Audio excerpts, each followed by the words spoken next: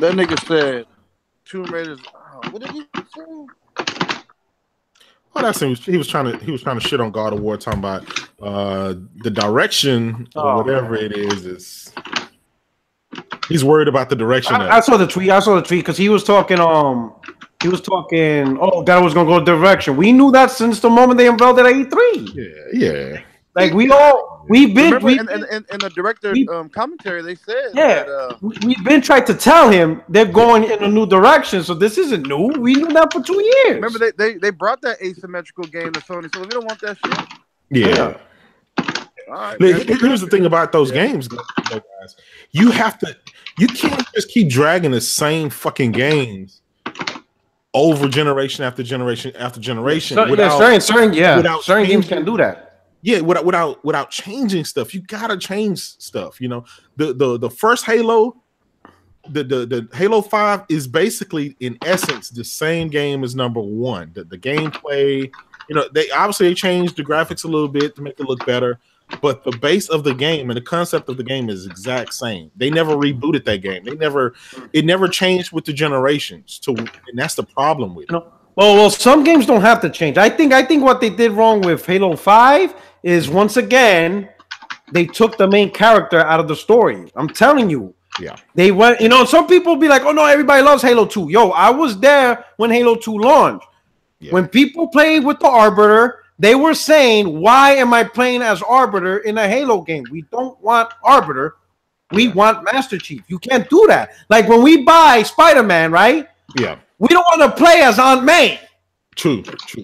We don't want to play as Aunt May. We don't want to play as Mary Jane. No, that's not what we're doing here. It's Spider-Man. We want to play as Spider-Man. Yeah. God of War. We want to play as God of War. You might add like 5 minutes. You can't do that.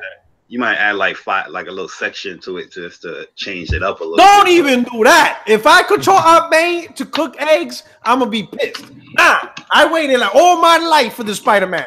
Don't do this.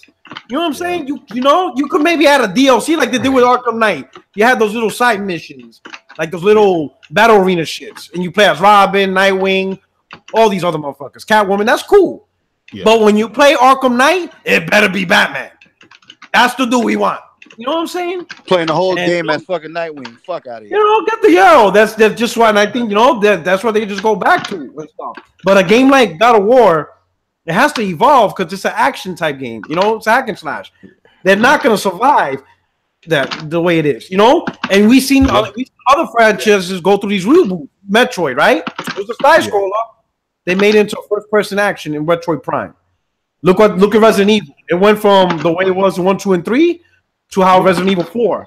And notice Resident Evil 4. And I love it. Some people consider Resident Evil 4 the best Resident Evil out of all of them. Yeah. Sometimes you got to go and notice it's over the shoulder too.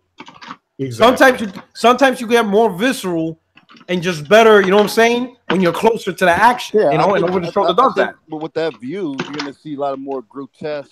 Yes. A lot more violent. Yeah. Action. You know what I'm saying? It's kind of hard. I'm not saying you can't see it with an asymmetrical view, but I mean, up close and personal. I want to see me rip somebody in the fucking half, bro. I want to look what head pop off. Look what it did for Grand Theft Auto. Grand Theft Auto was a top-down game. Yep. But once that shit became third person behind the back, that shit blew the hell up. Yeah. I remember I got clown. For like even to this day, Kev was excited about GTA 3. You can go in alleys. This dumb nigga. Yeah. I was like, so what? It looked kind of tight. Yeah. But you know what I'm saying? A game has to evolve. You can't keep doing the same thing. It's just kind of like, Madden football. Yeah. We always complain it's the same damn game except roster updates and a little graphical enhancement. But that's a roster. I mean, that's a sports game. There's really even still, I guarantee you, if they lost the NFL license or gave it up and 2K came in there, I guarantee you we would have a total different experience. Probably. Well, they've changed some of that. And I know they changed the offensive line as far as they've got they'll zone block. If you can audible to zone blocking, you can audible to just different kind of blockings and stuff like that. But yeah, overall, it's just a new skin on it. But there are some things in there, different quarterbacks. Like later in the year, a cornerback that broke on the ball clean because he's got wear and tear on him. He may not break as clean. Yeah. Same with your receivers. They'll start rounding off routes now. But it's nuances in it now that you got to really be looking for. So I'll tell you what, after almost 30 years of Madden, I don't know, man. We need to let somebody else come in. I'm not gonna lie. I used to be a big Madden fiend. I was a shit talker. But this gen, I haven't got into Madden at all, man. I just can't. Yeah. Like I used to be a Madden. That was like one of the few games I used to talk shit. Yeah. Oh my God, I used to talk so much shit. And I had and like, what was it? I think it was maybe 2007, right? When I moved back to, because I was living in New York, I was stationed in New York. I moved back to North Carolina, right? Yeah. And I met a dude. He's one of my best friends. His name is Paul Nesbitt. All right. He was a captain of Kentucky University. So he used to play college ball, right? When he got hurt or whatever, right? And he joined the Navy. That's how I met him and shit, right? So I played Madden with him, and again, I'm talking shit. Yo, this dude whooped my ass like never before, right? And I'm like, yo, I never seen no dude play Madden like this. Yeah. So he taught me how to really play Madden. He's like, yo, these are what these playbooks mean. So he taught me every playbook, what the defense means, what's cover two. He taught me every single. Yo, that dude elevated my skills in Madden like beyond. Yo, when I went back to New York, it was a wrap, bro. Yo, I used to talk shit. I used to tell my cousin, yo, don't do that play because I'm going to put cover two on you. Motherfucker put don't fucking do it. Actually run outside and reenact it. I used to tell my cousin, don't do that shit because I got cover two. He didn't know what the fuck I was talking about. Yeah. Oh my God. And then, and I used to talk so much shit in Madden after I learned how to truly play the game and shit like that. Yeah. But now this gen, I really don't care. Like I have no, nothing, bro. Like I have no fiend to play that game, bro. Yeah. I'll tell you this, man. I'm willing to just get rid of Madden if they can bring back NCAA. Just give me the college football and I'll take it. Yeah, I really missed that. And that's kind of for EA. I mean, EA and they're not doing that no more. Yeah. After the Edo banning lawsuit, shit, yeah, they're not doing that and stuff like that. Yeah, man, it's crazy. I used to buy the college football magazine and then name the players and everything. I was really they draft them on the Madden, and I used to do all that. And it's just kind of taking something away from Madden. The scouting is okay, but it's a little more in depth as you get more points. But it's just this is not the same anymore. Yeah, but because they used to let you edit your roster and you can upload it, so you could put your current college teams, all the players on the actual team. So that was a cool, way of doing it. Yeah, they would assign them their own numbers and stuff like that. And sometimes it was like, well, this guy was good in college, but on the Madden, he's garbage. Like a 71 or something like that. I'm like, man. And then in real life, they be straight trash. It's kind of like, how the game even know that? Yeah, for me, my favorite Madden is probably 05. I think the 05 Madden for me. Mm-hmm. I remember that when they had the D on that shit. Yeah. Oh, man. Well, here's the thing, okay? When the next generation comes, the Madden that we play is going to be the same damn Madden that we play this generation. And that's the problem. Like, when games don't evolve from generation to generation, it can literally kill the franchise. It's like, man, nothing has changed. Well, but the only thing they could do to it is have it run an open frame. Instead of it running 60, running at 100 or get you up. Well, I mean, I think the problem is, too, it's more of iteration and not innovation. Yeah. Exactly. Yeah. Everybody's begging and asking for, hey, where's Fight Night? Where's NBA Street? These freaking idiots still won't deliver. And those are games that would sell big time. Nobody's asking for you. So I found out about that one. So the problem with Fight Night is actually the licensing of each fighter. Yep.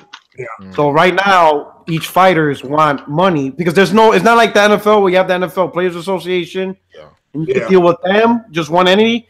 Yeah. So they said just to get on Mayweather just by himself, the dude wants $30 million.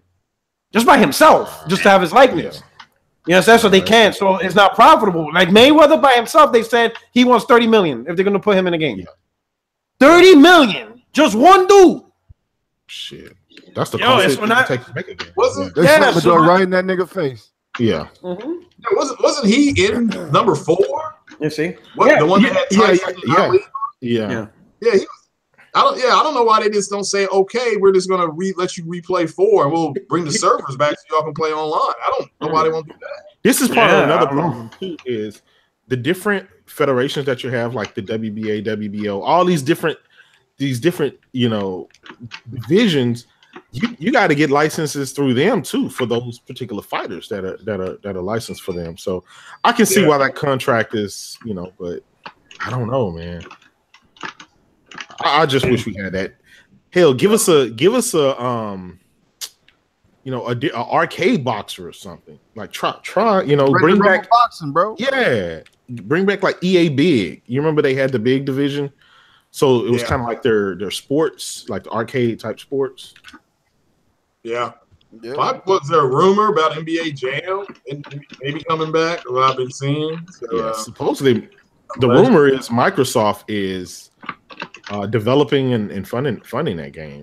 So, there's a lot of rumors going on with this Microsoft, man. Where's the facts? There he is. It's a lot of things. It's gonna end up like Joe Montana football, right? Oh shit! You know why I say like that? Because I'm sick and tired of like Xbox dudes. They always like make up games in their rosters for the year. Like, hey, we might have this game. There's a rumor going on this game, but it's never like hardcore facts that's there. Not saying anything against Kratos, but that's all I've been seeing.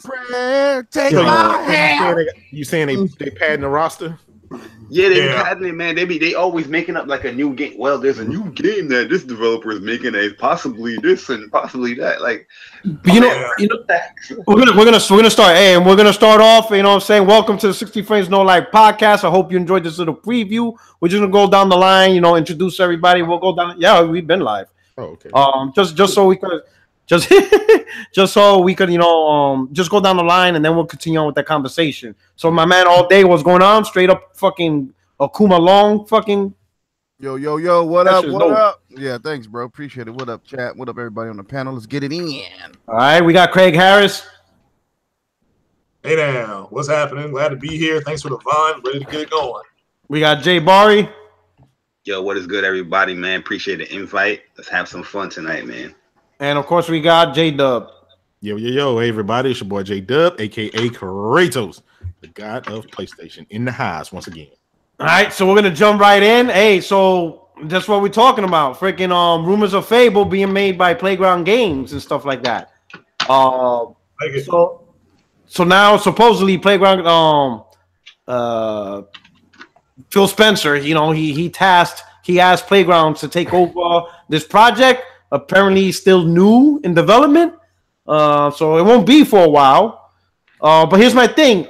The quote in Eurogamer, they said that given the success of Horizon Zero Dawn selling over like 3.5 million and stuff like that, kind of inspired, or at least gave Phil Spencer a little bit of faith that Fable could achieve that level of claim. Now, remember, I think it was a couple of, when Horizon Zero Dawn launched, there was talks of Microsoft looking into their own open world RPG to mimic Horizon Zero Dawn. Now, let's be honest, the easiest answer is to bring back Fable, because that's an RPG they already have in the IP. So what do you think about this rumor? Do you think it's credible and stuff like that? Of course. Yeah. I think Fable should have never left in the first place. Should never had this long of a hiatus, but I am glad that they're diving back into this and trying to make it and bring it into fruition. It won't be out for a while, but I mean, Fable's a beloved franchise, and they need it. So I'm excited for it. What do anybody else think? Yeah, I think it's good. Again, Fable has been a core game in their stable. It's unfortunate that Lionhead is not developing it, because obviously they created the game, and these guys knew what they were doing. For whatever reason, the game, studio got shut down, the game got canceled. I was in the beta. I loved Fable Legends. All they had to do was make the antagonist mode the same as the protagonist and call it a day. It still had a great foundation. I think this rumor is probably credible. more than fake, and it's good. The only issue I have with that is just because another developer is able to switch gears and develop something out of their norm does not necessarily mean another developer can do it and be successful with it. I'm hoping that this game comes out and it's successful, but you know, the proof is going to be in the pudding, so we'll see. Nice. Yeah, I agree. I'm excited. I do believe it's true. It's just too many sources, credible sources. And how about a big hand for Aloy and Horizon Zero Dawn that shook Redmond, Seattle to the core when they got to bring back a single player, story-driven narrative. Story-driven. Let's give Aloy and that team at Guerrilla Games credit because they smack, you know, so hard. And but that's one of the best games made. So give Guerrilla credit and let's hope that Playground gets this going. And I'm excited. I'm a big Fable fan. It's one of my favorite 3 franchises. So so I'm excited about it. And yeah, it may not be here till 2020, 2021, but I'm happy. But yeah, I love the fact that they got, again, these front row riders got bitch slapped again. And so this game is coming. So this is great news. I like the thought of possibly, you know, Microsoft seeing them, you know, Sony did something with Horizon Zero Dawn, Guerrilla Studios. If they could do it, why can't we? I like that attitude. If Phil Spencer, like if people be like, you know, we can only do this, Spencer looks at his people, Sony just made a big hit. You telling me you guys, if you guys can't do it, then let me know because I'll fire y'all. And I'll get people who can. I'm putting hits on all you. You know what I'm saying? I think it's time that they start doing that. I think it's time Phil be like, y'all better do it. If you can, I'm going to hire people that will. Yeah. So figure it out. You know, enough of the excuses. And I think that's one thing we I mean, even with Nintendo, even with Sony, there's no more excuses. Like these guys make consoles. It's on them to bring out the best first party they can. Yeah. You understand what I'm saying? This is their console. If they can't do it, then who can? You know what I'm saying? If you can't make the best games for your own platform, then who the fuck can? Yeah. Who's gonna do it? You're gonna rely on EA?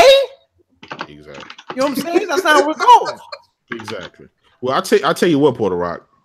I think the fan base needs to give themselves a round of applause because they're the ones that were very vocal in asking these questions. Why can't they let Gears Studio do the Coalition do a different type of game, or and all the different things like that? And so they were vocal about it. And I think Microsoft listened. It's not like Microsoft woke up one day and said, "Yeah, we're going to do this." I think the community kind of put that question out there, and they had to answer it. And so, obviously this is the first step. And I think the community. Yeah, go ahead. I honestly think it's full of shit. I'm gonna keep it 100, man. I think this is gonna be Fable Legends, like coming back. Is gonna be an online multiplayer game. It's gonna be a service-based type game. I think people's just getting gassed, and because a lot of people want a single-player game from Microsoft, so that's what they in their mind they think, and that's what they're gonna do. But look at what they have been doing throughout the year. I don't know how we're giving Microsoft all these credit that they're gonna be doing a single-player open RPG game. I think it's gonna be Fable Legends. Probably Turn 10 is doing like something different. I don't know, but I just think there's I think it's gonna lead up to Fable Legends more than a single-player Fable game again. That's just me. Okay. I agree with what Porter Rock just said. It's like the patch that everybody just got for the driving game, Forza 3, Horizon 3. They're going gaga over the patch, and it's like they're a first-party studio to you. Yeah, they should be able to do this with your software. Yeah, it's the second part. It's not even. Okay. Yeah. So, but you know what? While Playground Games second party, Phil, the IP belongs to Phil. It's kind of like Spider-Man. Yeah. Insomniac's not our first party, but Sony made the moves. They'd be like, you know what? Our first move, let's get the Spider-Man right, so we can own it. We'll do whatever we can. Okay, now we got the rights. Yo, Insomniac, we want to hire you to make this game for us. You know what I'm saying? That's good enough. So if Phil made this move, like, yo, I got this big IP. It's part of the Xbox portfolio, Playground, you did good work on Forza Horizon. You guys are used to doing open world games. We need you to make this open world fucking Fable 4. I need you to take care of this IP for us because I got nobody else. Let me ask you this, Porter. I no doubt. Cool. Let me ask you this. How do you think that transition from? Do you think it will be the same like a Horizon? What happened with Guerrilla Games, but they're going from a racing game, from only making the racing games to an open world. I'm assuming open world single player or single player type game. Do you think that'll translate well in the same essence as like a Killzone to Horizon Zero Dawn, or do you think? Well, remember, Guerrilla was smart because they hired, and correct me if I'm wrong, Jigabari, they hired people who did The Witcher 1 and 2. Yes. And they hired people who did Fallout New Vegas. Yes. Yeah. So Guerrilla's not stupid. So Guerrilla's not stupid. They knew their flaws. They knew their flaws. They're like, wait a minute, we only make shooters. We need the right people to help us. So they got guys who did The Witcher 1 and 2, which is open world RPG. Yeah. And they got writers from Fallout New Vegas who knows how to write a good story. So Playground, they might already have those people, or they're about to get those people. Like we need people that know how to do RPGs, you know. Yeah. You know, so like the guys they have now, they might know how to do coding in terms of stability, physics, collision effects, particle effects, you know, all textures, all that shit. But to write a good story and write gameplay mechanics for an RPG, they can hire the people who have experience. They might hire people from Obsidian, or they could get anybody. Any people with experience in RPGs and storytelling, they can add those people to take care of those elements. So I think it could translate well. So the next question, will this game turn out to be like a Sea of Thieves? Will the next stable of games that comes from Microsoft, will they all be a Sea of Thieves type game where, you know, it's all multiplayer and it's a different type of game? It's too early to say, but I mean, I hear what J Bar is saying, but like if you're gonna release Fable 4, it's gonna be hard. You gotta understand. Look at this dude Phil Spencer, what he said last year. Due to the even with the success of Horizon and Zelda, this man came out and said that statement that it doesn't have the impact. You know what I mean? I don't think he's gonna say something like that and then turn around the next year like, oh shit, man. Well, Horizon really did good. Zelda really did good, and have this a single player, this base Fable game. He's trying to get money.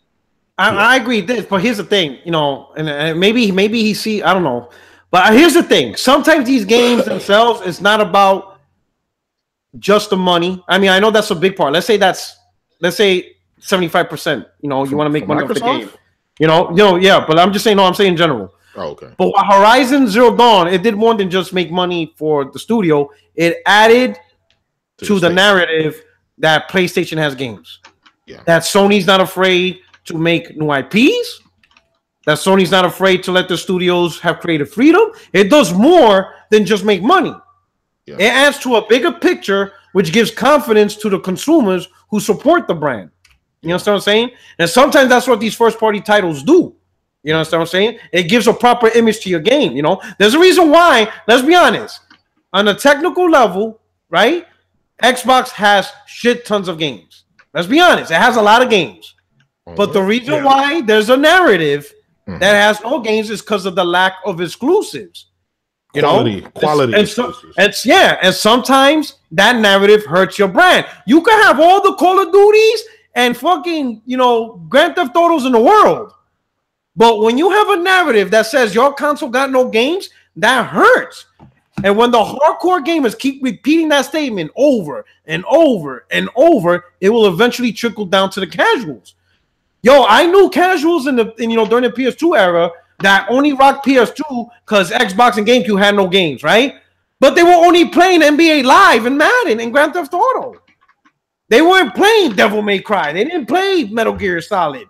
So in reality, they weren't doing anything different other than Grand Theft Auto. Really, they could have owned an Xbox and played the same exact games. But in their mind, they kept hearing Xbox got no games. Xbox got no games. Xbox got no games. So the casual's like, oh shit, Xbox got no games. I'm gonna get a PlayStation. And what do they play? Grand Theft Auto. The same game that's on Xbox. And that narrative hurts when it gets out of control because the casuals are not gonna go investigate. if you have a whole bunch of people saying, "Oh, you got no games, you're not go games," the casuals are gonna be like, "Well, let me get on Google and find out." No, they're gonna be like, "Okay, cool. Let me get a PlayStation for $200. Thank you."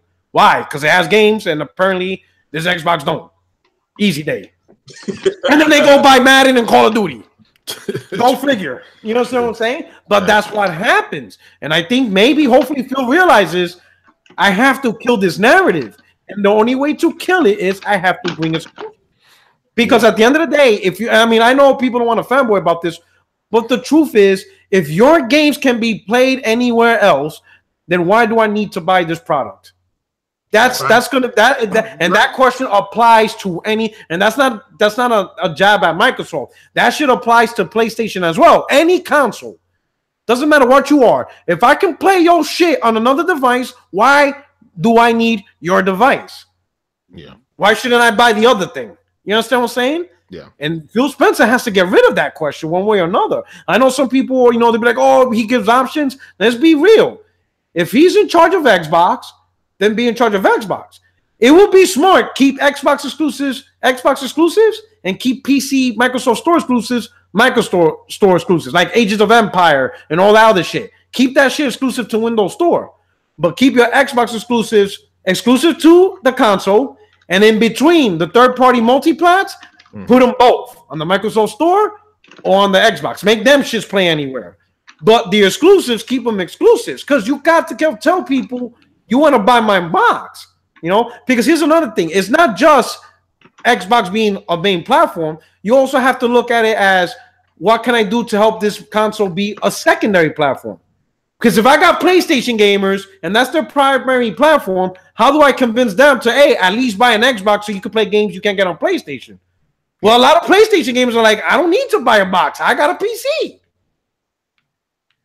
You see what I'm saying? Yeah. So as a secondary platform, Phil Spencer has to think about that too. How can I make an Xbox? If it's not going to be your primary platform, what can I do to make it at least your secondary platform? Well, it's not a good secondary platform. Yeah, entice them some way or another. Because just like you got hardcore Xbox dudes, you got hardcore PlayStation dudes. They're not going to fuck with Xbox as their primary platform. But if it has the right exclusives, they'll buy one just to play those exclusives. But if you give them an option to say, no, you don't have to buy an Xbox, you can play a game somewhere else, they'll be like, okay, I'll play it somewhere else. Thank you, Microsoft. And then everybody complains. Yeah. And then everybody complains on why an Xbox is not selling as much as PlayStation. It's because you created that scenario. You created a scenario where gamers don't have to buy your box. It's going to end up happening. Mm-hmm. Yep, you're right. You know what I'm saying? But, all right. Hey, is Sea of Thieves play anywhere? Yeah, it's on PC. Yes. Oh, damn. I'm buying that game and I'm attacking every ship I see. Oh shit! You're gonna be in the back. You gonna be in a cut cooking chicken. Oh shit! Yeah. He's gonna be chasing them 4K. He's gonna be chasing 4K chickens. 4K chickens with some 2K logos. I'm gonna be on the ship singing pirate songs, man. That's all I'm gonna do. Yeah. Oh, that shit from Assassin's Creed. Yeah, when that Amistad DLC comes out. This dude right here. No, this dude said with the Amistad. I'm gonna look for Jack Sparrow, man. We gonna find Jack Sparrow. Oh shit, that's fucked up. Where'd you find the stone? Oh, that was easy. Damn, bro. You're gonna see my man Z up in there, be like, "Give me free." Yeah. Oh man, fuck, that's fucked up. Shit. You know what I'm saying? All right, let's move on. All right, so we'll move on to the next one. Yo, we're gonna talk about Street Fighter 5 Arcade. Has anybody tried it? I played it a little bit yesterday. It was like late at night, and I'm loving it. Yo, this shit, the network is so much faster. Yo, it's just, I don't know, the gameplay. They obviously changed the gameplay mechanics. So I got to start training because Ken felt different. Like he felt different than I normally played him. Yeah, so I gotta go back to training mode to figure out. I was watching Maximilian, dude. I was watching him play last night.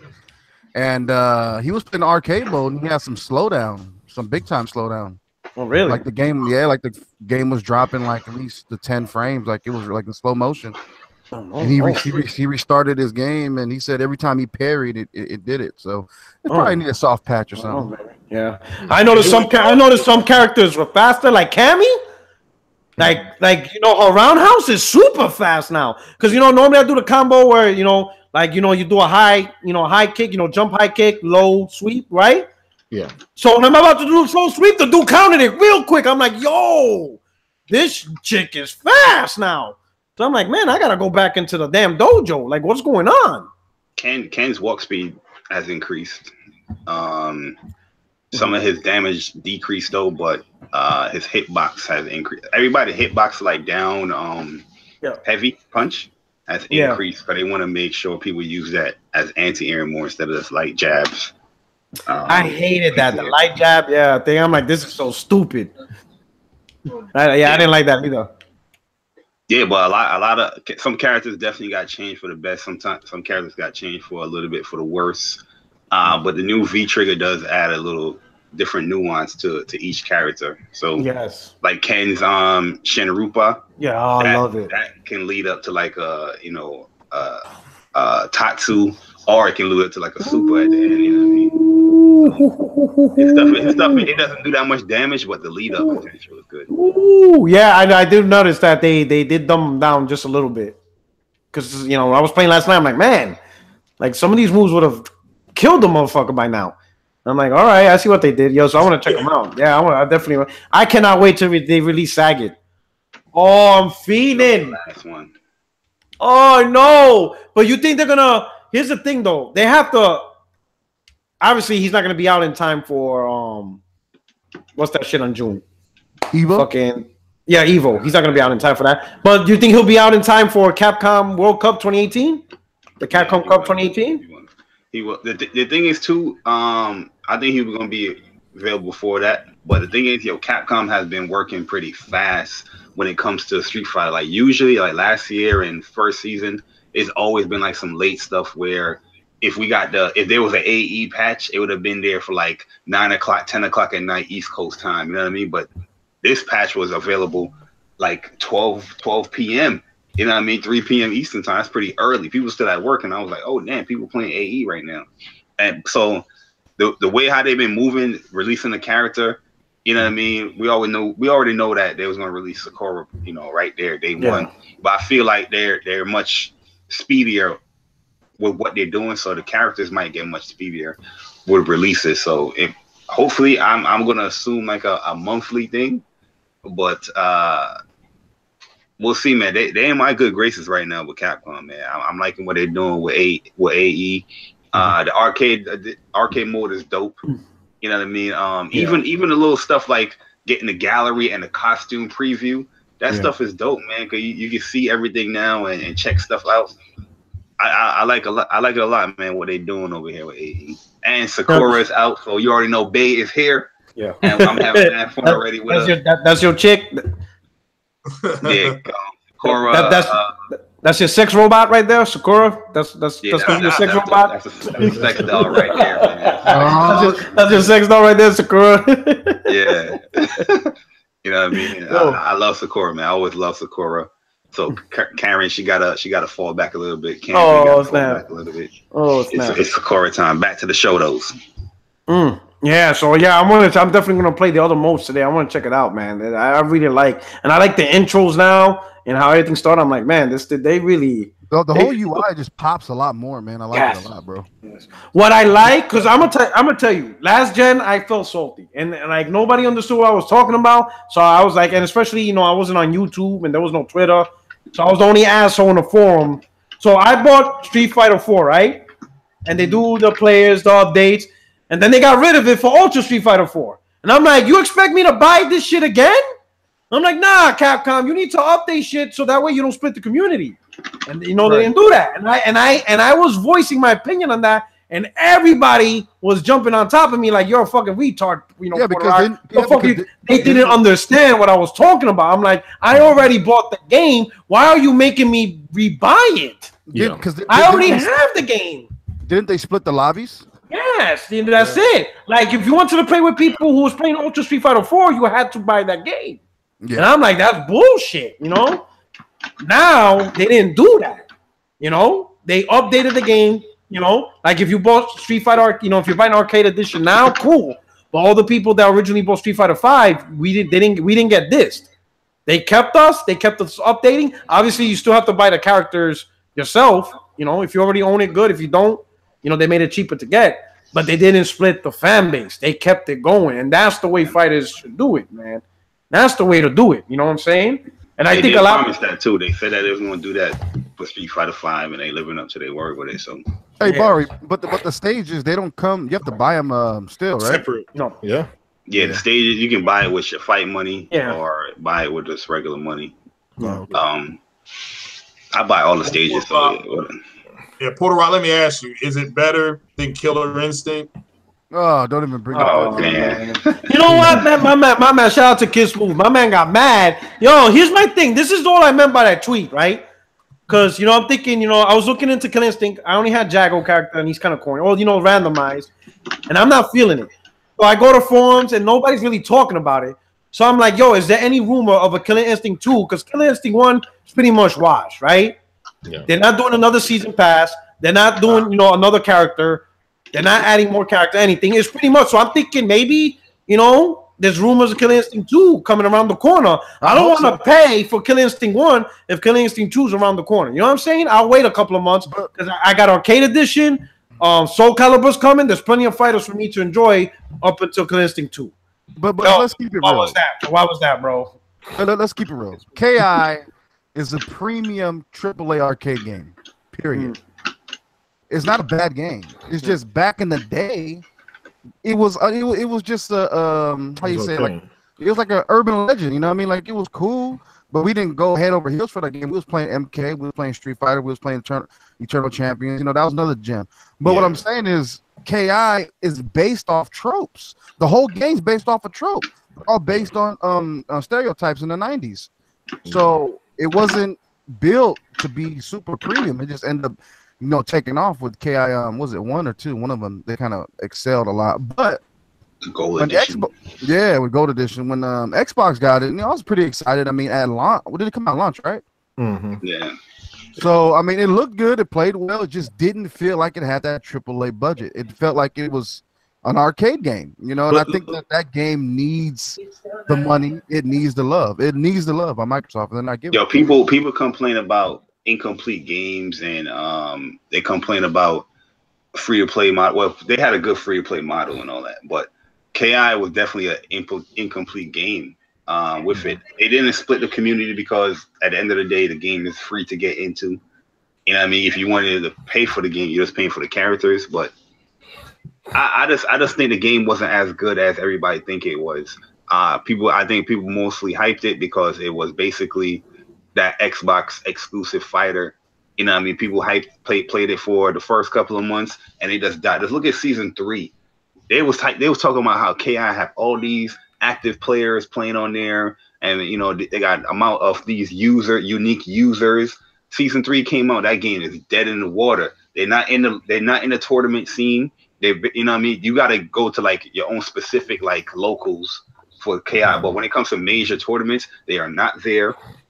You don't see who's playing KI in this community that we know. You know what I mean? They're not live streaming. They're not doing anything with the game. I do the online arcade, right? Yeah. I put up Hey, hold up. Hey, I gotta pay the bills. Yo, my man Trey BK, what's up, Papa man? Thank you so much for the super chat. He said hashtag PSVR for PR. why is all the Latinos on my ass on the PSVR? I got Alex and now I got Trey. Exactly. Shout out to my man Trey. You gotta get PSVR, man. It's dope. Oh, I know, man. I'm looking forward to it.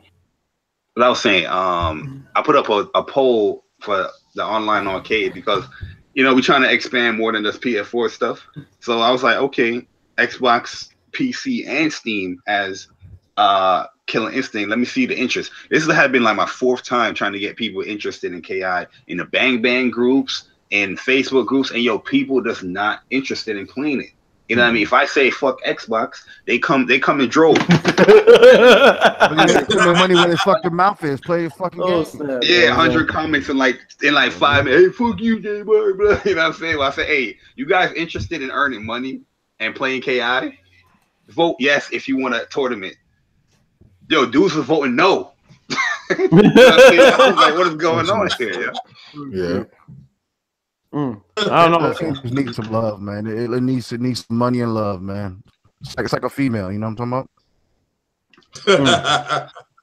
You gotta nourish it a little bit. You want that milk. You know, but the games was out of committee. You know, maybe Killer Instinct 2. You know, they could be popping. You know, I mean, in the beginning, was it popular in the beginning? Killer Instinct and shit. It was popular in the beginning because if you had an Xbox, you had every incentive to play it. You still have an incentive to play it now. It's a free game to get into. If you just want other characters, you just gotta, pay for the characters or pay for whatever package. But that was my only thing. I wasn't sure if I wanted to invest in the game if the second one was so close. I'd rather just wait for the sequel if it's around the corner. You know. And then I saw in some.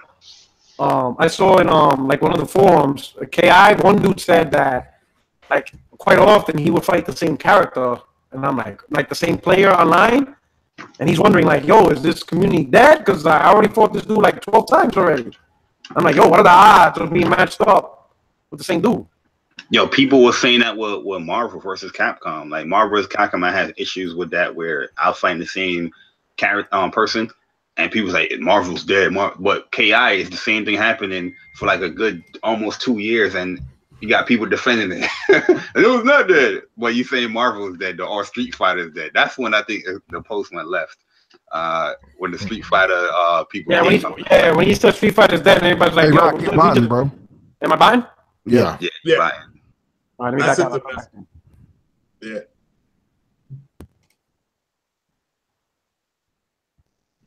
I personally don't like KI. I tell you straight up. I think KI, I don't like the fighting mechanics. I don't like the fighting mechanics. I feel like I'm playing Guitar Hero in a fighting game, bro. Yeah, this whole week people have been talking about casual gaming and pressing 1 button, 2 buttons to do stuff. KI is the embodiment of that, where you can just press 3 buttons and you already in a 20-hit combo. Hey, you remember back in the day we used to play that board? What's that game called? Guess Who? That's kind of what it's like. But it's a guessing game to break combos. I mean, you can play. It's a little meta game with it, but I personally don't like the mechanics. Like I know Injustice is a good game, but I don't like Injustice mechanics. I just don't like it. But KI, KI growing up, I never really liked the game either. Because to me, it was like you hit 5 buttons and you did like a 19-hit combo. And I'm like, man, and coming back in those days, we had Fatal Fury, Street Fighter, obviously. That those games were more technical. And then Killer Instinct came along. You hit 4 buttons and you're like, blah blah blah blah blah, ultra combo. And I'm like, yo, I pressed like 5 buttons, bro. But don't discredit KI. Probably had the best announcer ever known to me. Oh yeah, man. That dude was lit. He was a hype man. Ultra combo, like yeah. But yeah, they just make the game need some love, man. All right, so let's see. All right, so we're gonna move on to the next one. All right, so single player. Single player is dying. Why are you always dying? So Amy Henning and Remedy, yesterday in their own individual interviews talking about their opinion on single player based games. Remedy came out and said that making a single player AAA game, the cost is now 10 times as it was 10 years ago. Yet they feel the audience hasn't grown to purchase these games. Right? So now their next project is going to have multiplayer in it because that's the only thing they can do. They feel that the huge cost of the game, yet the lack of audience growing to purchase these games makes it hard, not financially viable to continue to make single player only games. That's how they felt. This guy said Remedy just sucks at making games. Shout out to this guy. So that's why, and they said that. So from the financial point, that's their view. From a creative point, they say it's kind of disheartening that they make a game for 5 years. And then gamers just quickly play it, and then they forget about it. Listen, fam, Quantum Break wasn't good. You understand that? That's motherfucker. That story went kind of left, man. It was. And Amy Henning, this is her quote. I think we're in an inflection point right now. Obviously, what happened to our Star Wars project didn't come out of the blue. A lot of too dramatic articles were written about the death of linear story games and all that kind of stuff. But look, there is a real problem. This line we've been running up to for a lot of years, which is the rising cost of development and the desires or the demands even of players in terms of hours of gameplay, fidelity, production values, additional modes, all these things. Those pressures end up very real internally. If it costs you, say, 100 million or more to make a game, how are you making that money back and making a profit? And the $60 price point can't change, right? There's a lot of negative press around monetization, loot boxes, games as services, etc. But these things are trending now in the industry, especially for larger publishers, as an answer to the problem of rising development costs. Budgets keep going up, the bar keeps getting raised, and it starts making less and less sense to make these games. There's also this trend now that as much as people protest and say, why are you canceling a linear story-based game? This is the kind of game we want. People aren't necessarily buying them. They're watching somebody else play them online. Yeah. So what do y'all think about that? You know what? Go ahead. Jake. I was gonna say real quick. If you want to really look at that stuff, let's look at what they're saying. Look at the games that were nominated for Game of the Year. If you want to put any emphasis on the only game that had any multiplayer on was something called a PUBG. But what was a Mario is a single player game. Breath of the Wild was a single player game. Horizon Zero Dawn. So I'm gonna put on my devil's advocate. I'm gonna go Al Pacino on you. All right. So we look at the Game Awards, right? What was it? It was Super Mario. It was Zelda, right? Horizon Zero Dawn, PUBG, and what was the other game? What was the other game? It was 5, Persona? right? Persona what? Persona? Let's say Persona. PUBG made more money than all of them combined. Yeah, I didn't say it. No, but listen. So who are the real winners? The developer of PUBG or everybody else? Who's the real winner? Oh, PUBG, that's a mode. You know, PUBG. I mean, let me put it this way: if I was a PUBG developer, I'd be like, "Hey, yo, congratulations on you winning whatever. I'm gonna head out and buy me 10 Maseratis. You take care. You keep driving that Ford Pinto." Fine, but okay, let's go back to just 60 days ago. The console maker Sony, who has decimated the industry this generation, flat came out and mocked people doing games for services. Yeah, and they also reaffirmed, double down. You know, they doubled down. So they are the leading platform. So I mean, let me ask you this. All right, I'm gonna play devil's advocate. What you think Sony's making more money off of? Now, money. All this money that Sony's doing, where do you think that most of this money coming from? Okay, from their exclusives or from the multiplayer that they're selling? Money. There's money. Where do you think is the bigger revenue for them? Boy, the multiplayer they're selling on their console, or the exclusives on their console? I think it's exclusives, and I'm gonna tell you why. No, wait. Let me tell you why though. Hear my argument first. Here's the thing about it, right? You can have one game, and it was good for the moment, and then it's dead. But with the exclusives, you have a game that will give you not just one game, but multiple games throughout multiple generations. This is why, you may look at it and say, yeah, PUBG made more for the developer, and it only charged $29. It's like, yeah. But guess what? That's just this generation at this one time. Once that game dies, it dies. That game will not go on and do PUBG 2, 3, 4, 5, 6, 7 across multiple generations. But a game like Uncharted or a game like Horizon Zero Dawn or a game like The Last of Us, these games have multiple games in there. So they're not just making money that one time. They need something to keep going over and over multiple times. And this is how Sony is making their money. It's not in that one hit wonder, hey, we got a pile of cash now, but guess what? Now we have to hurry up and try to scrap and get some more money for the next game. Now they have a franchise that they can grow up on. And Sony is about franchises. They're not about that one and done, which has been the whole Microsoft mantra this generation. So I'm looking at it in that terms. I would rather a game that can create a franchise versus a one-hit wonder, one and done successful game. You also got to look at it like this. An exclusive is always going to make more money, regardless on how much that multiplayer. If multiplayer is going to bring you, like COD, that's always going to bring you good money, but it's not your money. You know what I mean? You're not you're not intaking all of that money. That money is being split between so many different ways. You know what I mean? Marketing, it might not be the same. The actual revenue, you're not getting all of that stuff. People's just paying you to put that game on your platform.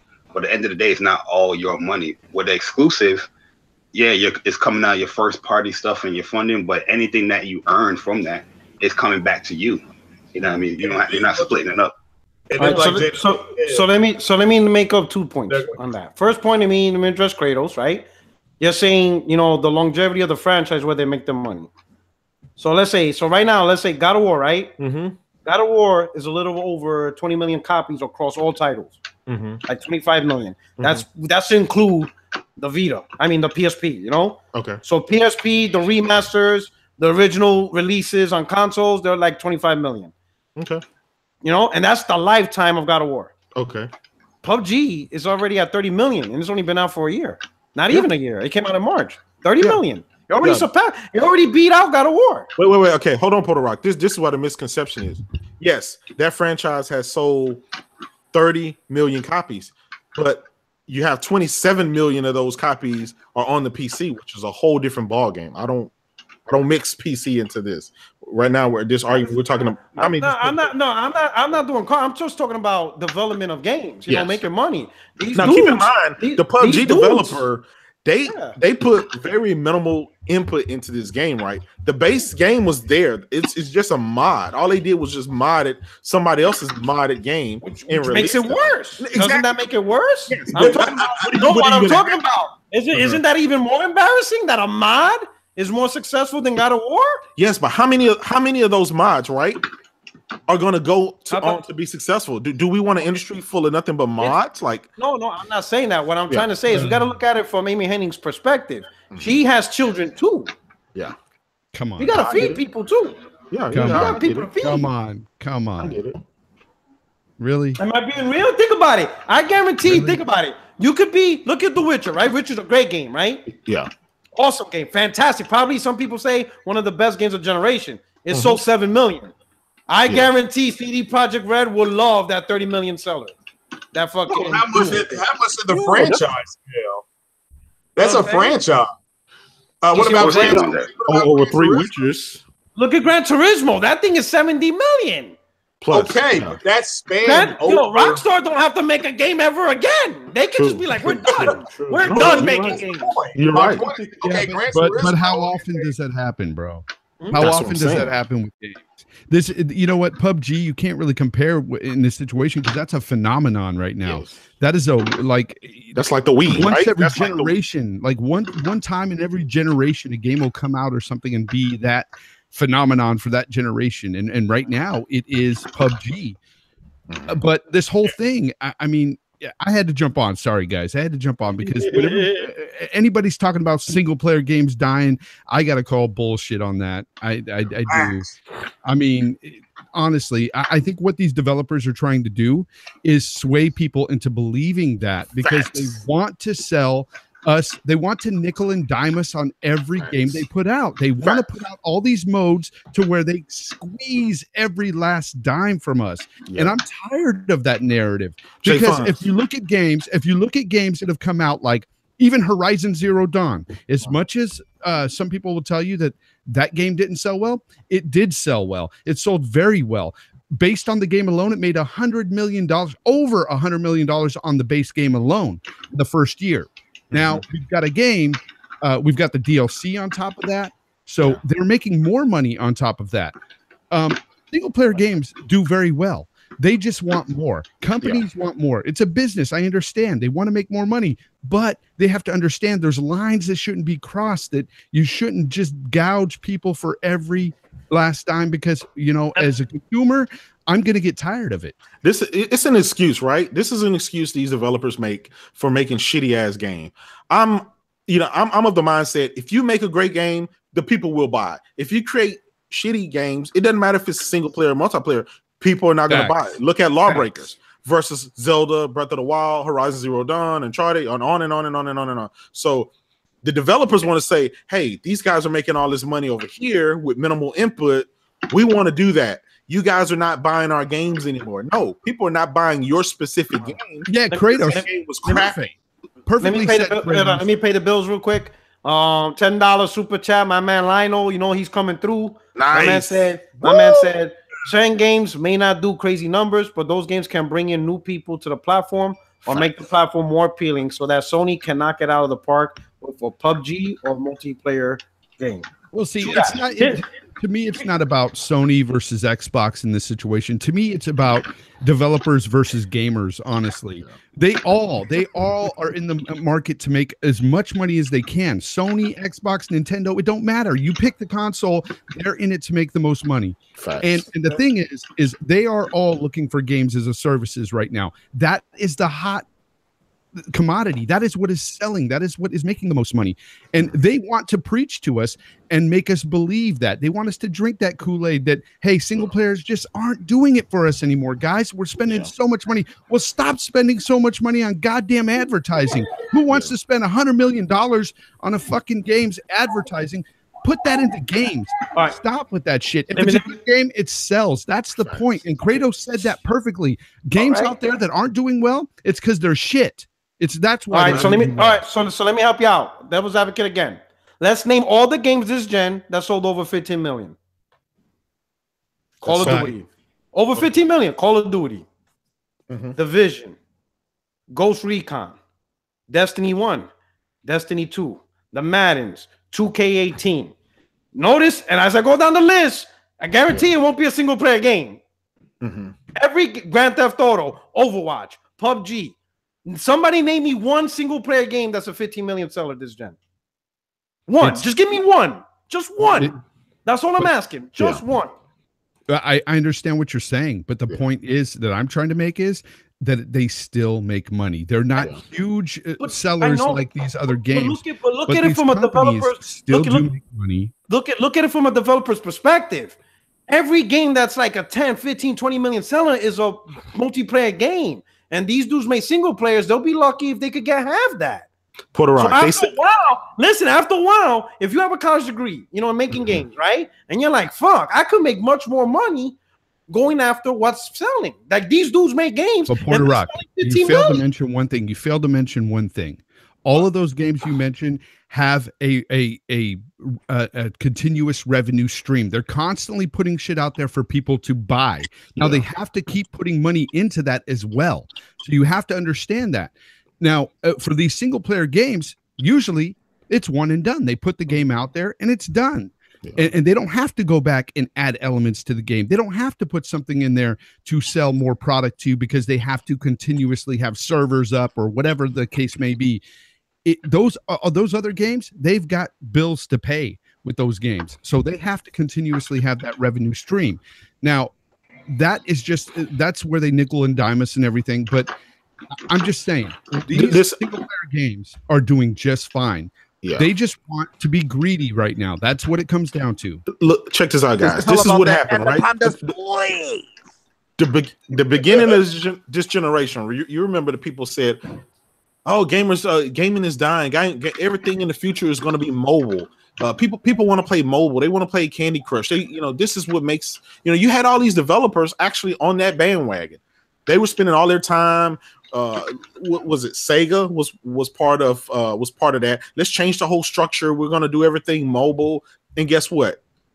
It didn't go that way. Gamers stuck to their guns and say, no, we want games as we've always had it. And guess what? They had to redirect everything right back. That's why they're in the situation that they're in right now as well. Capcom is another one. You can't be trendy in this industry. You can't just say just because, hey, PUBG done sold 30-something million copies, they made a lot of money. Now let's change our whole structure and our whole outlook to try to be like PUBG. You can't do that. And these developers do it all the time. They look for the next big bust. They look for the next big hype. And they're willing to bet the cow on it instead of doing both. Why can't you just go out and make a game that's like PUBG and give it a shot? But don't change your whole outlook and your whole mindset based on it, because this industry is very fickle. We change from day to day what we like. Sometimes we like multiplayer player shooters. Sometimes we like story-driven games. Sometimes we like this, and sometimes we like that. Yeah, it's a big umbrella. And there's a reason why these single player games don't sell 20 and 30 million copies. It's because not everyone enjoys the same exact thing. And let's be honest, most of the single player games that do very, very well and that are great games are usually those exclusive single player games. Yes. That's another thing too. So of course they're not going to sell as well because they're not on multiple consoles. Yeah. That's another thing. Yeah. Because how many single player experiences out there? I mean, it's rare to have somebody like Rockstar to put out a great single player game. You know, aside from their multiplayer aspect, I'd never even touched Grand Theft Auto's multiplayer stuff. That's just not for me. But there's not many out there that are multiplat that sell very, very well and that are great games. Mm-hmm. How many copies of Call of Duty sold just on the PlayStation alone? Does anybody know? It's Call of Duty? Yeah. Just on that one console. They generally do double digits by the end of the year. I mean, like after a year. They sell Call a lot. of Duty. They said they usually goes anywhere between 10 to 15 million, depending how well received. Like if you're talking like Advanced Warfare, which was probably one of the shittier ones, but like this Call of Duty is probably going to be one of the better selling ones they have in a long time. Okay. Yeah, they number one on PlayStation every year. Okay. Yeah, it's the number one selling game every year on PlayStation. How many copies of Uncharted sold this generation? Uncharted 4. I think so, like 10 million. It's about 10 million, right? Okay. Yeah. So you have Call of Duty that sold. We'll just throw 10 million out there. That's a multiplayer game. That's universally loved. It's a multiplat. You can get it on any console except the Switch, and you know it's debatable whether that's going to come there. Then you take a game like Uncharted 4, which is a great game, right?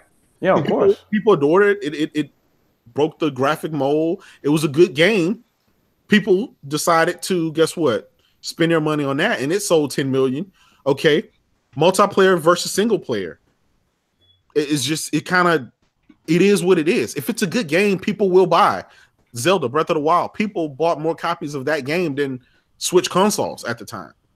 If you make a good game, the money will come and people will come. If you make a shitty game, you're going to lose money. And there's a lot of developers out there that make crappy games. Yeah, and before PUBG hit, we had World of Warcraft.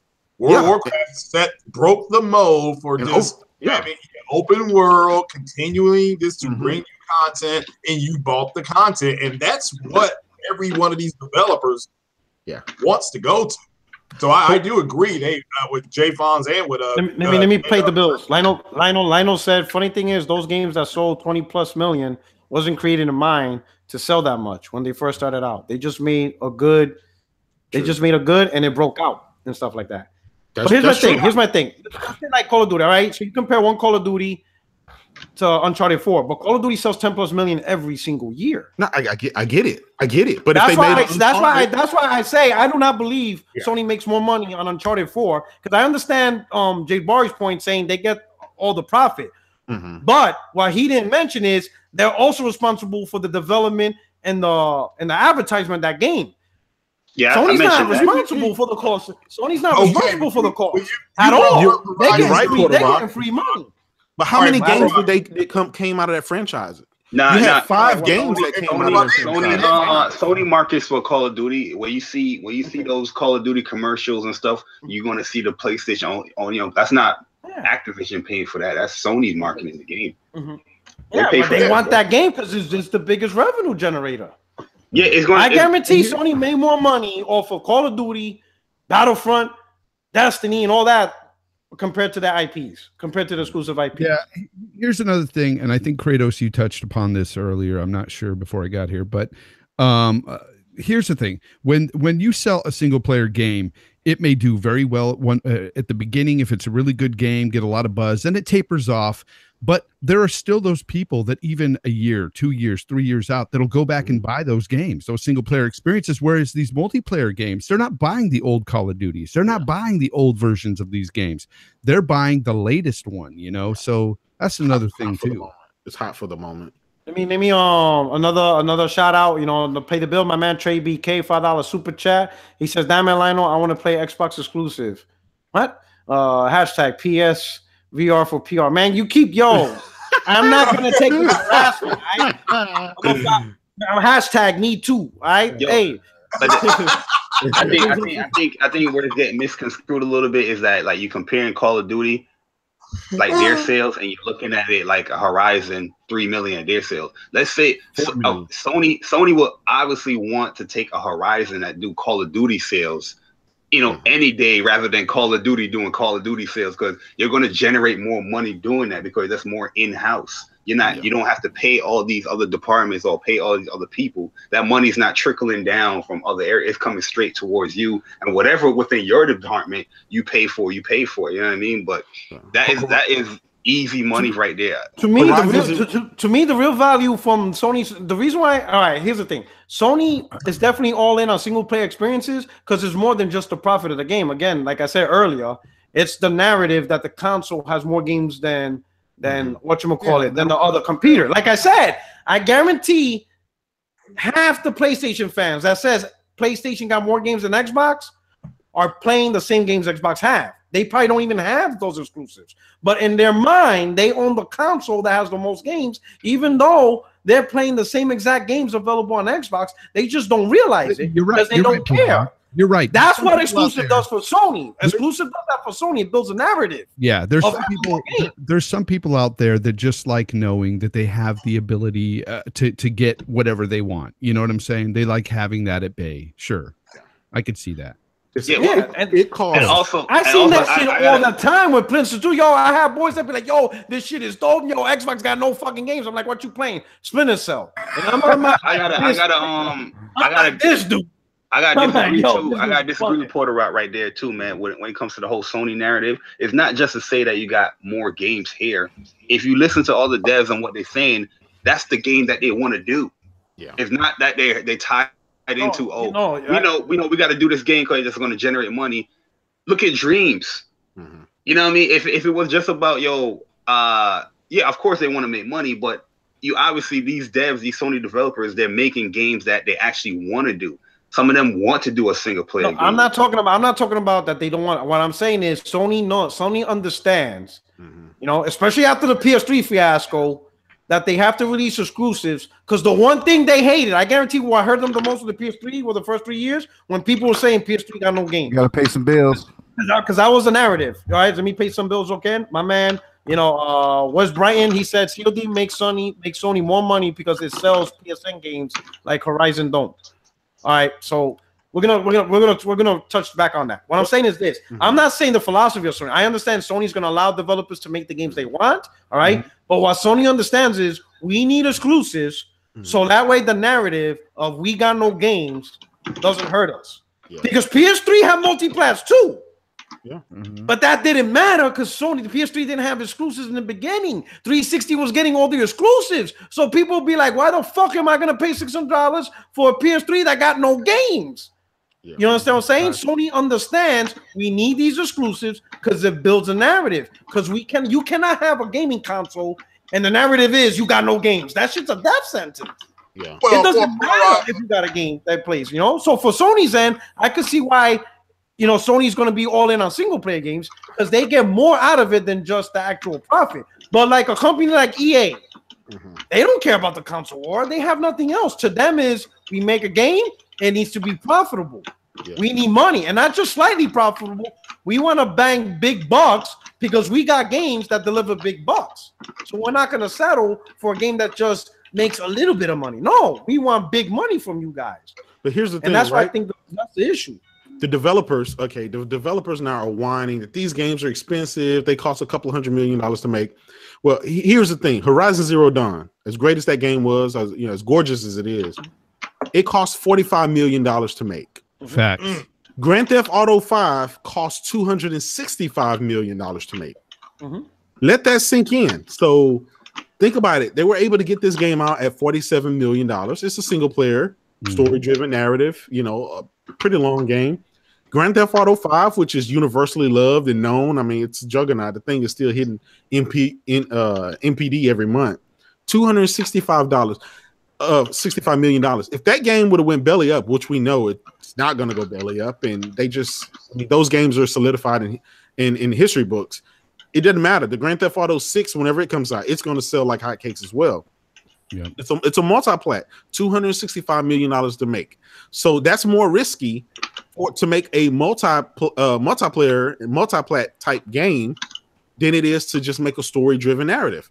The Witcher 3 cost CD Projekt Red $81 million to make. Again, it's a single-player, story-driven game. So it seems like single-player, story-driven games cost a heck of a lot cheaper than these multiplayer, multi-plat games that's out there. So these developers are whining that these games are costing a lot of money. It doesn't seem like it's costing a lot of money. Horizon Zero Dawn and The Witcher are the games of the generation. Am I right or am I wrong? But you throw these crappy games out here that you risk $200 million, $150 million, and you didn't get your return on investment. That's your fault. Yeah. Well, not only that, but did Guerrilla Games, did they? All right, I know they went in the Decima engine. Mm-hmm. Did they create the Decima engine, or is that somebody else's? No, they created that. If they create Decima engine, then that's a engine that they can now license out to anybody. And that money. Well, Kojima's using Sony would allow that. Yeah, Kojima's using it. Yeah, they gave it to Kojima. I think one of the things that people are really missing, why these games are costing so much money, is that they are trying to develop new technology all the time. Yeah, Witcher 3 does not behave like Witcher 2. Well, not it just doesn't. They also have to pay for using other engines and other people's shit within their games as well. That's when they skyrocket with all these numbers they throw out there, because that's just the way it is, you know. And sure, when things are built in-house, you pay less. Yeah. Mm-hmm. Yeah. That's another thing that, you know, when you make a single-player, story-driven, exclusive game, it's a lot cheaper because you can control the amount of people you have working on this game. You don't have to outsource a lot of stuff. You can control that budget. You can control the direction of it, and it doesn't have to be a crappy game. And you know how I could tell like really good games are doing well for the companies and stuff? You take a game, even Horizon Zero Dawn, they're pushing that game even now. That's a stellar title in their arsenal for Sony. Okay, they've already backed that game 100%. They're pushing it out there, showing you commercials and stuff. You know, when that DLC hit, that was really big for them too. And I'm sure that sold like phenomenally. I'm not sure, but I guarantee that the people that bought the game ended up buying the DLC as well. Most of them anyway. And you could just tell when a game is doing well. And for them, just these developers to say this stuff again, I just have to reiterate that they're just doing this to create that narrative that, hey, these games aren't selling because we want to sell you more shit. Yep. That's it. Yep. Yeah, go ahead. So let me ask you this. It's the loot box generation. Period. Yes. So let me ask you this. So let's look at it from Ubisoft's perspective, right? They released Watch Dogs 2, which is primarily single player experience. Compare the success of that game to Ghost Recon Wildlands or For Honor. What you think they're going to be more interested in making from here on out? You think they want to keep making Watch Dogs 2 type games, or are they going to want to make more For Honor type games? You know what I'm saying? Almost all the success, but the most succeed. They could do both, but this is a business. Yeah. If the most successful products you release are The Division, Ghost Recon Wildlands, For Honor, right? Rainbow Six, right? Yeah. And the worst selling product is Watch Dogs and Watch Dogs 2. Well, let's be honest. Watch Dogs and Watch Dogs 2 were ass. You know, let's be honest. They weren't very good games. I've already said that. If you make a good game, but here's the thing. All right. So you're telling me every single multiplayer game that's successful is a great game? Like listen. Look at this, because I think you guys are doing some damage control. Look at all these are all Ubisoft games. Oh shit! You're telling me out of all the Ubisoft games that are shit is Watch Dogs. What are the odds? So you don't listen. I think you're using that as a damage control. Do you remember? Porter Rock. It's not damage control. You have to look at the situation. When Watch Dogs 2 was coming out, everybody was leery about that game because Watch Dogs 2 was fucked. And what they did, how they bait and switched us from the E3 demo to what we actually got in the game, was completely different. And people were pissed. And that is what you can't use that game. It's already. That game was already downhill after they messed up on part 1 when they showed us all the advanced graphics and everything you could do, and then part 1 came out and it was uber trash, and even on the PC it looked nothing like that E3 trailer. So this game part 2 was doomed to kind of, I'm not going to say flop, but it wasn't going to do the numbers that they needed to do. But here's another thing too, Porter Rock, we have to look at it. How much are these guys spending on this one game versus that game? I guarantee you Watch Dogs 2 cost a hell of a lot less than it was to make the Division, and that's just what it is. It takes more resources to make those type of games than it would the single player game. Yeah, but, I mean, let's look at this. For Honor, right? The shit's fucking rated 79 on fucking it's rated 79 on Metacritic and has a user score of 5.9. Not a generally well-liked game, but yet it's the 8th best-selling game of 2017. So For Honors didn't critically acclaimed, light up the charts either. Yeah. But it's selling more. It's selling more. So For Honor's definitely not the pinnacle of quality. Hey, yo, my bad. No one really talks about it. But with your wallet, but with the money, with the wallet, with the credit card, For Honor's doing better than a lot of games. Hell, For Honor's definitely doing better than goddamn Hell. Goddamn, Porter Rock just in high gear. Whoa, I'll tell you that much. For Honor's definitely doing a lot better than Hellblade. Nah, it's doing a lot better than Hellblade. I know. A $30 title. Porter Rock. I would never personally argue the fact that multiplayer games don't sell better than single player. I wouldn't argue that. Okay, yeah, I'm just simply saying because everybody out there wants to play a multiplayer game with their friends and stuff. I get that. That of course they do awesome, but we still like our single player games, and they still make money for these companies. What I'm saying from the company, I have friends that never, ever play multiplayer games. They never play those games online. That's true. I'm not trying to argue from what the preference, because you guys know I'm down with single player or whatever. But what I'm trying to say, from the perspective of developers, you bust your ass making a single player game, and a fucking For Honor game comes out, and it's the 8th best selling game of the fucking year in just one region. After a while, you have to be like, fuck it. The gamers, the majority of the gamers are. Let me put it this way: multiplayer gamers are doing a better job speaking with their wallets than single player gamers. Is that a fair statement? I'm talking wallet. Hey, Porter Rock gets mad about Hellblade. Tell the truth. You got damn right. Tell the truth. Tell the truth. Is that a true statement? Multiplayer gamers with their wallets, I'm not talking about opinion and quality, with their credit card are doing a better job getting these multiplayer games than us single players are getting with our games. That's a fact. Is that not a true statement? That's a fact. So in the end, what does a developer side with? They side with dudes talking on a podcast and Twitter, or they're gonna swipe that Visa check? The Visa check that talks more. But you also have to look at games that do come out that are very, like The Witcher 3. You got games that come out that sell well, and it makes them money regardless. I just think that they're just all on board with this whole services thing because they want to put in these loot boxes and stuff like that. They just want to make the money, man. Honestly, I get it as a business, and I get what you're saying, Rock. You're not like off base by saying what you're saying, but I just think that we need that. We need as gamers, we need to take that power away from them to think it.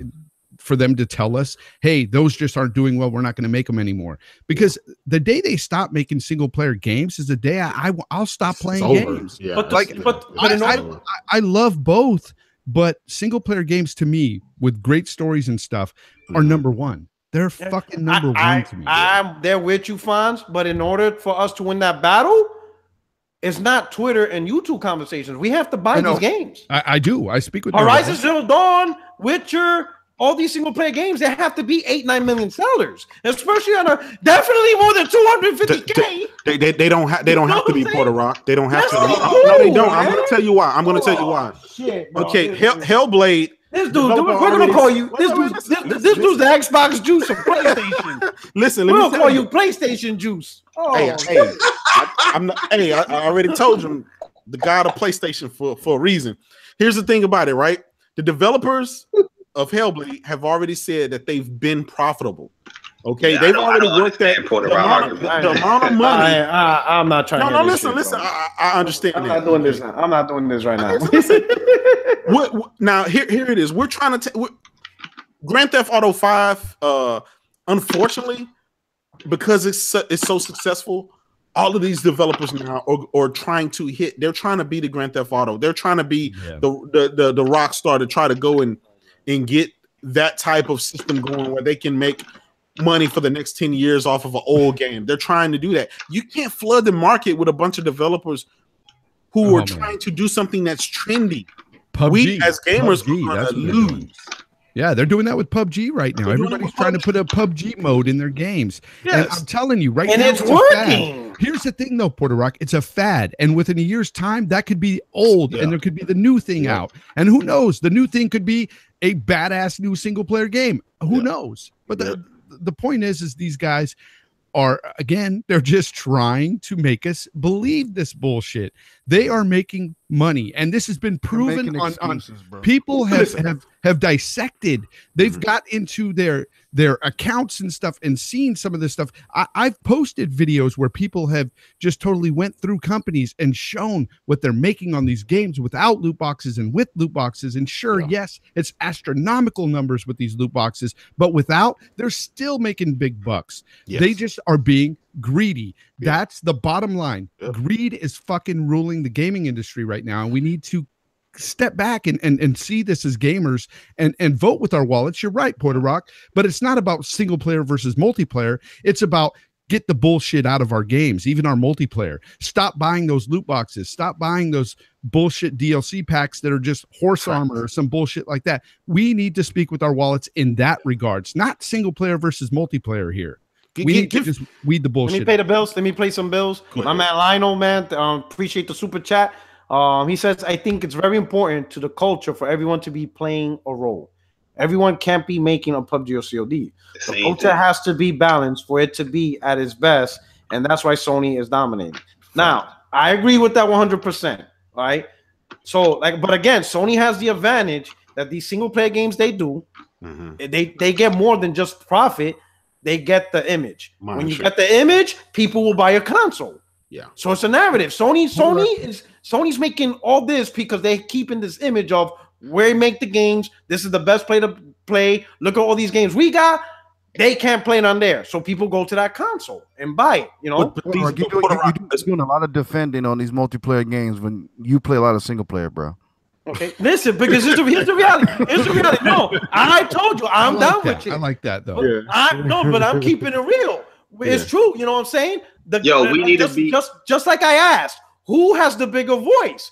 Yeah. Is it the dudes on Twitter or is it dude with the Visa credit card? But Porter Rock, really think about what I said. Am I not right? What is making them the money on these games? It's those loot boxes and it's the things that we want out of these fucking games, right? But let me ask you this. So that's what we have to discern here. It's all right. Single player versus multiplayer anymore. Okay, but all right, I get your point. But let me ask you this: if Mafia 3 sold 9 million, if Horizon Zero Dawn sold 11 million, if Hellblade sold 8 million, there wouldn't be much of an argument now. We wouldn't have this argument. If The Witcher 3 sold 17 million, we would not be having these arguments right now. These multiplayer, you're omitting the fact that these multiplayer games are constantly having to put money into them to keep them going. And that is a lot of money that they have to put in. I don't think To be honest, I don't think it takes a lot of money to make a t-shirt. I want to understand why you think Hellblade is going to sell that much when the developers like forecast for the game was lower than what you think is a failure. Exactly. I think because just for the brute force, those fucking penny games that you shoot squirt guns at Japanese girls sell more than 250. Oh God. And I'm not even trolling. J Barry, you know that's true. Those games sell more than 250K. Let's stop the bullshit.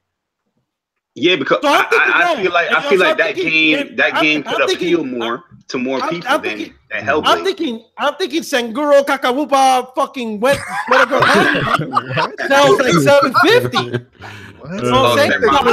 I would like to think just on the name alone of Ninja Theory, you could get at least 750. No, but you gotta understand. I'm not asking a lot. You gotta understand the game that they're making, though. What happened? What? You gotta understand the game that they're making. Like this game is a very controversial game. Like, yo, some people don't want to play that. Come on. Yo, listen. Same concept. I'm gonna say this. Every game Puerto Rock is gonna sell. No, hold on. So this game's controversial, but wearing a girl's panties is not? No, but that is what are you more, talking about? Those type of games are more fan service. Yo, people that love Japanese stuff, they were more inclined to buy a game where they can see a girl getting wet up in shirts rather than going through depression and schizophrenia. So you're telling me we can't even get 750,000 hit the like button, it's getting real to play this game. 750,000. That's not a lot, Jay Barry. You keep on saying Puerto Rock, that is your like forecast of what your number, but the developers themselves is telling you that wherever number they at, that passed their expectation. Yes. Same as Cuphead. Look, the same as Cuphead. Well, guess what? Yo, listen. You can come into baseball. Well, I have an expectation of batting a 189. That doesn't mean you're good just because you guessed. I'll be honest, Puerto Rock. I'll be honest with this Hellblade game. I don't think it was marketed much at all, and when it was marketed all wrong. Honestly, that game didn't look good to me at all, and that's the reason why I didn't buy it. The way it was pushed to me, it doesn't appeal to everybody. It didn't seem like a game that was going to be really action heavy. Let's be honest. And it looked like a game about mental illness, and a lot of us. That's what it was. At 250, that shit hardly appealed to anybody. Let's be real. It hardly appealed to anybody. Yeah, and that's what I'm saying. Like come on. That's what we're saying. Look but at in the the people end, in the chat. but in the end, besides Hellblade, right? The people in the chat saying damage control. It is damage control. Puerto Rock. Ask them why didn't they buy Hellblade then? Facts. I guarantee you, Hellblade gets a sequel. Just because you can't be like, yo, damn J Barry damage control. All right, I'll say this. I'll ask you this: do you think the next game is gonna be the same way, exclusive to just PC and PlayStation? I don't think so. Yeah, I think so. I don't think so. I guarantee the next game is gonna be on Xbox. Puerto Rock, the game was successful. It was. Oh man, get out of here! I would like to see. I would really like to see what the landscape would look like if all the consoles just flooded the marketplace with nothing but multiplayer games. I really would like to see what would happen then, because I guarantee you a lot of people would get out of the game. I'm saying majority of people only play multiplayer. You are a man of facts, aren't you? Are you not? Okay. Yes. So is it not factual that Hellblade was successful, sir? That's just words. Words don't mean nothing. Nah, that's not words. It's the creators. If the creators said this game was successful. All right, how about this? Did the creators say how much they spent exactly on the project and how much they made exactly on the project? They don't have to say that. They said the game was profitable. They said it's been profitable. And Phil Spencer says a lot of shit too. Nah, you damn shit. No. Phil Spencer says a lot of shit too. Phil Spencer says a lot of shit too. Am I supposed to take his word as facts? Puerto Rock, you my man. You my man for 100 grand. But that argument. Jay Boy, you want to talk facts? Give me a number. That's facts. Numbers don't lie. Puerto Rock. How much did Hellblade cost? And how much profit did they make? Puerto Rock, you need to be on the gamer side on this thing, okay? You're defending profits and greed. I'm not defending. This is the whole point I'm trying to say is if we want to protect single player games, tweets and YouTube videos is not going to cut it. The Visa check is beating us. For Honor, a 79 rated game is the 8th best-selling game of the year. That speaks volume than our personal love for Horizon Zero Dawn, or not. I won't even use Horizon Zero Dawn. That speaks more volume than the personal love of Nier Automata or some shit like that. That's just the reality. If we want single players games to be competitive, we have to buy them and not just say they're great. You know, when a shitty game like For Honor is successful, then what? Then every developer, because remember, developers, this is their job. What is you're talking about a universal appeal, a game that like a shooter, like the CODs and stuff like that. Those are universally from Honor's a new IP. In reality, For Honor, what is it? It's a bunch of fucking warriors fighting each other. It's not like it's not even a shooter. How many copies did that game sell? It showed the shit more. It showed the shit ton if it's the 8th best in the United States. Did Ubisoft say that? It outsold Horizon Zero Dawn. I'll tell you that much. But did they say it was successful though? Hell yeah, successful. I want to know how many copies of that game sold specifically either on the Xbox or the PlayStation. Again, you're taking a big number. It's a multi-plat game, right? It's a universally appealed game, and you're trying to take that complete number that they sold and compare it to a single player game that's only sold on one platform generally, because Xbox don't really make single player games like that. All right. I'm gonna be fair. I hear what J-Dubs is saying. I'm gonna go. What you gonna call it? Apples to apples, right? Mm-hmm. Right. If you look at the top 10 best-selling games of the year, right? Mm-hmm. Right. Even the multiplayer single players aren't there. You don't see Resident Evil on the list. You don't see Mass Effect on the list. You don't see him on the list. I got your number. Mass Effect. None of them is on the list. Yo, but check this out. When For Honor, especially with For Honor, you got to look at the timeline here. We got Nick Porterbrock a little bit here. The timeline was beginning of the year. The initial sales wasn't even that great. They had to offer that game like free weekends and all that stuff, and that game got dropped dramatically. Yeah. You know, it was like $30 like in 2 months. So free weekends right there. That game been marketed heavily. It's a AAA multiplayer game, and 2 months later down the line, you're dropping it to $30, offering free weekends to hopefully catch people to get to buy the game. I doubt you're making that profit back like that. Even if it was number 8 on there, what price was it being sold at to be number 8? Especially for that game. Porter share that screen I just gave you. Again, you know, you used a game like Mass Effect that also had a lot of controversy surrounding it and steered people away from buying it. So, you know, that was. I wish it would have scared me. That game was garbage. I didn't buy it because of all the controversy. So, yeah. Well, according to this screen, this is from Eurogamer.net. Hellblade. It was 20 people that made it. .net. Mm-hmm. It's by Robert Purchese or whatever his name is. According to them, it says that it raked in more than $13 million. Not bad for a game which took 20 people 3 years to make, and that's precisely the point. Exactly. That's from yeah. So it's a goddamn. But I understand what people play games in these. I understand what it's Ninja Theory, right? Does Sony own Ninja Theory, or are they second party, third? Are they a third party developer? Right? Yeah, okay, they're a third party developer that said, "Hey, Sony, I want to put this game on your particular platform." Yeah, here you go. It only took them and this is combined with PC. Yeah, okay, that's well, that's two platforms, 500,000 sales. Oh my god, bro. Well, look, it took. I need some goddamn coquito right now, bro. This is breaking my heart, bro. That really affected you, didn't it? Yeah, it's breaking my heart, bro. That shit broke my heart. Did you like it that much? Oh, I love the fucking game, bro. It's probably one of the most unique games this fucking year, bro. Especially when you put the headset on, it just changed the game. Yo, I was playing that game. You think I'm yelling now? I'm like cursing at the voices to shut the fuck up because they really fuck with you. Like they go behind you and you turn around, there's nobody fucking there. You're like, what the fuck? But that's the problem, Porter Rock. There's a lot of crazy people in the game in the gaming community that they don't want to play as themselves in this game.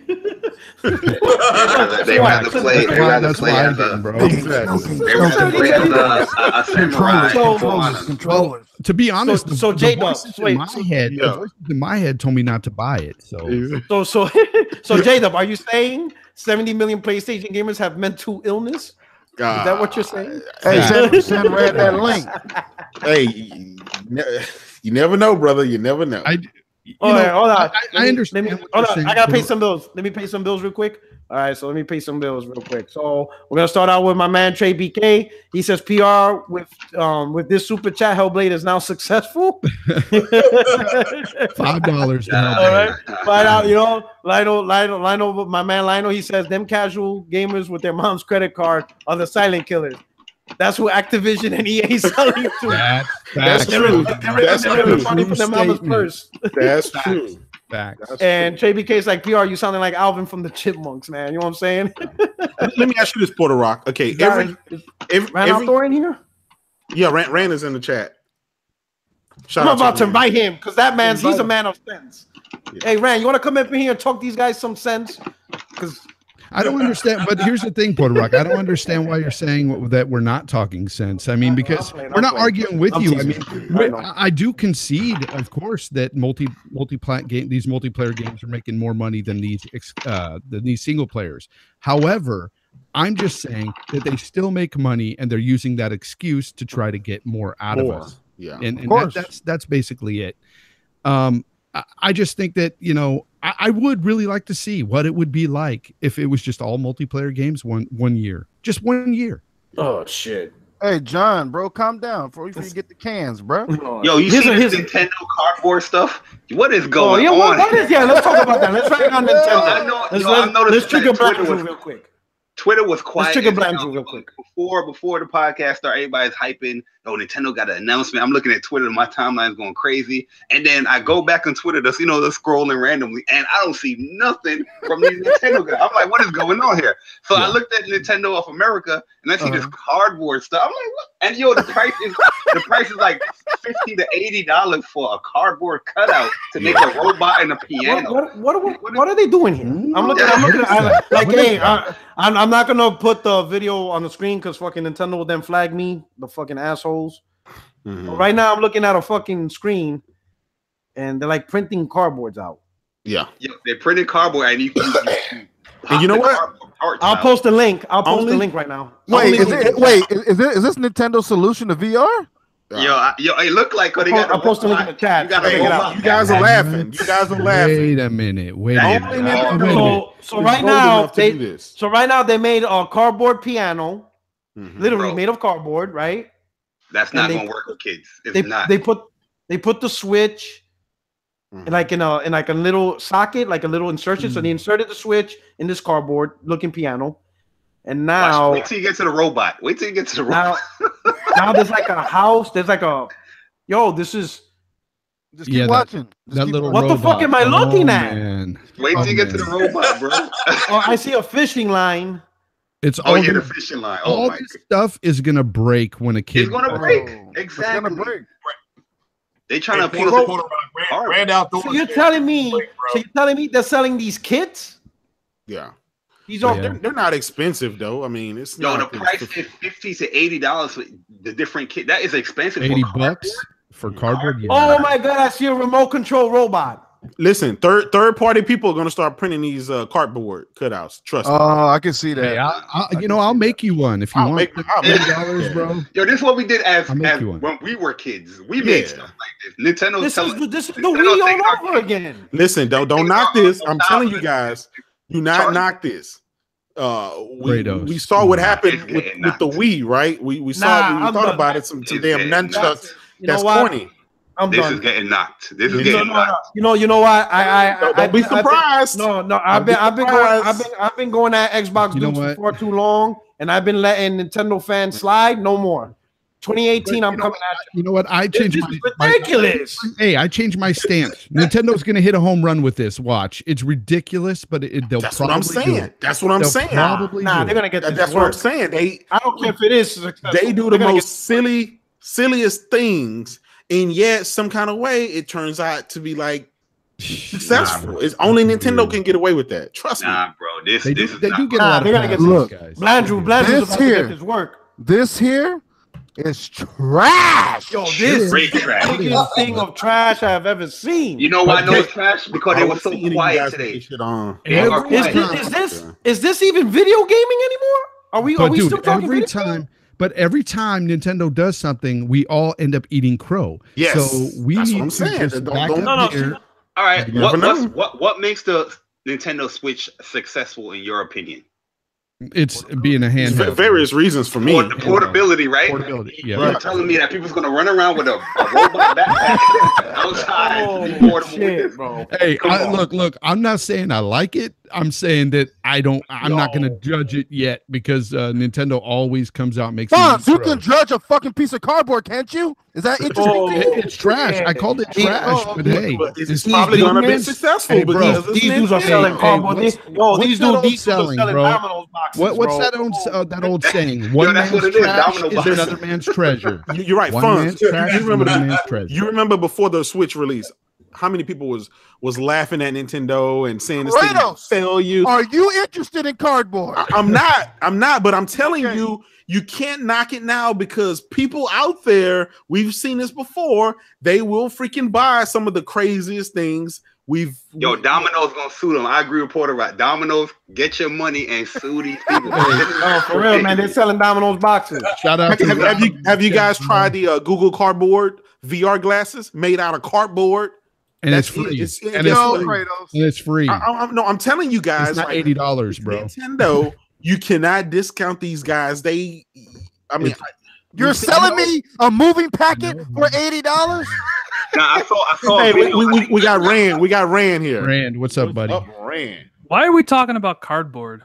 Nintendo's in the business. Nintendo's, yeah. Well, Nintendo always kind of moves to the beat of their own drummer, you know. Yes, that's apparent. Hold on, let me see the video. I saw where they had a pricing structure for it. For the stuff. So wait, there's add-ons to add more money for more cardboard? Jeez. Yeah, Ryan in the chat said it was DLC.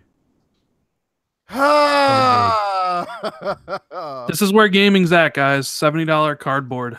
Look, can we focus back on gaming, please? Let me ask you guys this, right? If this thing turns out to be successful, listen. Wait. Listen. I didn't say this is what I'm saying. When I say we like everybody on the panel right here. Okay. If this thing turns out to be successful, what does that tell you about to trade in my Switch? That's the state? No. The state of gaming and what people are interested in. You know what it would tell me? Honestly, it would tell me that that Nintendo constantly gets a pass. That's what it does. It's facts. It does, but that also lets you know that gamers are looking forward to new experiences. That's another reason PSVR has been so successful. It's a different experience. That's another reason the Switch is successful. It's a different type of experience. But you see, you're still talking about electronics. You're not going back to the stuff. We're not talking about cardboard. No, listen. Okay, I get the cardboard, but obviously you need a Switch in order to make that stuff functional. Nintendo could have put out a gaming watch, and it would have been successful. Yeah, you're right. You're right. Yeah. Yo, Solid Snake won his cardboard back, Nintendo. Look, people, this, to me, in my opinion, the reason why this will not be successful is because consumers, quote unquote parents as well, doesn't see the longevity in this product. It's cardboard. What if it get wet? It's done. It's done. And they're marketing it to who wet my cardboard? Kids are gonna break it. And who as a parent like me, I have kids. I wouldn't spend $50 on this. Yeah, I wouldn't spend $10 on it. Mm-hmm. Look, this is cool for like a science project, I guess. If you want to spend $80 on some cardboard, but man, this is definitely an L for Nintendo. I'm telling my kids we're going to Lobby Hobby and Hobby Lobby, and we're getting some cardboard, and I'll make my own. Let me ask you guys this, because this is funny, because I've seen a lot of positive comments about the cardboard thing from Nintendo, especially like, oh, imagine when you were 8 and you were blah, blah, blah, blah, blah, right? Mm-hmm. But can you imagine if the shoe was on the other foot and Microsoft had done this for Xbox, cardboard? Like, what would the reaction be then? Or even Sony. Microsoft, this would be it'd be jokes going bro, on. You would walk down the street and you'll see Xbox just flying out of windows, bro. Just look at the fact that when Microsoft announced a new controller, people make jokes, such as myself. You think I'm going to get Nintendo a pass? I'm joking them there as well with this cardboard crap. This is horrible. What if this becomes like hugely successful? Yes. And both Sony and Microsoft adopt it, and then we get Kratos crates. It's a big possibility, Rand. That's what this was. All I'm saying is, don't knock it yet, because we've ended up with eggs on our face before. Whether it was the Wii whether it was the Switch and whether it was other things. With Nintendo, it's a wild card with these guys. I mean, it really is. It truly is, yeah. But I've had enough egg on my face to learn. That's fine said, Shut up because when it people comes are to giving them a pass. People are giving them literally like, oh, it's Nintendo doing it, guys. Like Randall asked questions. If Microsoft or PlayStation was doing this, the same sentiments wouldn't be shared. People were like, what the hell is Sony doing? Look at PlayStation VR when it came out. Sony, why are you doing this? Look at PS Pro when it came out. Why you don't need to do this, Sony? You're being successful. Why is Nintendo coming out with cardboard boxes from Domino's? That was from Pizza Hut. But the real question is who asked for it and why is it so expensive? It's crazy. This is crazy. How much is it? Are they really selling it for like $70? I gotta find a video. I'm reading it right now. It says Nintendo will offer 2 kits to start. It's called a variety kit. So it comes with all of these different cardboard cutout pieces and different things that you can have. Nice. And you can build an RC car, you can fish and ride, a house, a motorbike, a piano, and such in this kit. So it's multiple things to do in this kit. And it comes with the robots. So it's pretty much non-gaming bullshit. No. It comes with games. It comes with the robot kit. It comes with my man. Hey, let me pay the bill. Trey BK said, "Yo, PSVR for PR. Forget that cardboard. Here we come." It'll last about an hour. Yeah, so it comes with the software and the game stuff to yeah. You guys remember 1-2 Switch, right? The whole thing where you take the Joy-Cons and you do the different crazy stuff. A lot of people enjoy that. They like it. I thought it was the dumbest thing ever. But hey, don't you jerk off like a cow or some shit? Yeah. And then people, the variety kit is $70, bro. The robot kit is $80. Yeah. Fuck. Yeah. Hey, no, but the way Kratos is sounding right now, bro, you sound like you want one. Listen, all I'm trying to say is how many times are we gonna have to have egg on our face for discounting? Well, you looking for the chicken? What does it being successful have to do with your own like opinion of what you think about it? No. I get it. I'm not discounting you guys saying it's trash. Listen, I believe this is some of the craziest stuff I've ever seen. I can't believe a company. He didn't say bad. He said crazy. See? No, listen. Again, Nintendo, I've learned never discount what they're doing because a lot of times it's dumb to me and it turns out to be successful and I'm raising my hand in the sky like, what the hell? I hope. Again, what does this do for gamers? What does this do for gamers? This gives them a game and some cardboard to play with. I don't know. They're going after kids, man. They're trying to appeal to like a really young demographic, like the Dr. Trey's and shit. I'll give you an anecdote here, right? So my brother came in from New York this holiday with my 2-year-old nephew, right? Mm-hmm. And we gave him Christmas gifts and stuff, and of course, like any kid, he's super excited to open up the presents and all that stuff. But do you know what he was really like playing with after he opened up the presents? Wasn't the toys? It was the box. The boxes. The toys came in is what he was playing with, and I can sit here imagining Nintendo talking about all this stuff about how you can build a box and be a robot and all that stuff, and that appeals to like kids 2 years old, 5 years old, 8 years old, and that's an untapped market that Nintendo potentially could get into. I mean, they're trying to replicate the success of the Wii, which was just casual gamers, people who had no interest playing video games, and now Nintendo kind of wants to maybe go a little bit younger. That's kind of the way I see it with this. Rand, how much does an Xbox controller cost right now? Like a plain Xbox controller, like a regular one? I think it's like $50 this costs more than an Xbox controller. You think a parent is going to buy a cardboard box for $80 to be a robot? I mean, you never know. I mean, parents buy their kids iPads all the time, and those are super expensive. Way more expensive than a cardboard box. But that's more durable. Like, what if somebody accidentally step on it, or they accidentally misplace the piece and trying to fit it in somewhere, and the cardboard rips? It's so much. Nintendo should be ashamed of themselves because they're trying to take advantage of all these kids with autism. You motherfuckers. You know what? Yeah. 2018, I'm gonna dedicate. I'm gonna go after Blandrew, bro. I'm gonna leave you Xbox dudes alone, bro. This is ridiculous. I'm gonna leave you alone. Wait. You know what? I'm gonna leave him alone. Send him a link. Send him a link. Oh, send who a link? Blandrew. Landrew? I don't think he's even listening. I said the same thing. I'm done with the Xbox guys because they're boring now. You know what I mean? Then even at least they're games. These dudes are gonna try to convince us that gaming's boring. We should be playing with cardboard boxes. Jay, I'm boring, Jay. Come on, man. That's hard. No, not like you, but I'm just saying like it you know, you're beating a dead horse with Xbox guys sometimes. You know, these Nintendo with the Nintendo dudes, like these guys are coming out of woodworks on like some real cocky stuff sometimes. I'm just trying to imagine Xbox announcing cardboards and people and Xbox fans trying to like defend that. Like, cardboard. You know, I would be murdered if Microsoft would have done this.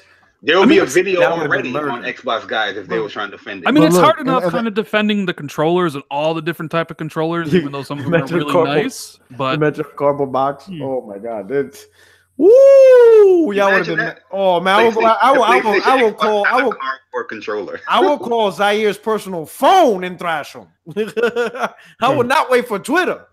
So then we'll just wait for Sony to go with plastic and Microsoft. Oh man, you know they're gonna. Oh shit, Sony better not do no dumb. The thing is, plastic. I would understand that a little bit more, but cardboard. They're gonna go with silicon-based gaming. That is weird. Shit.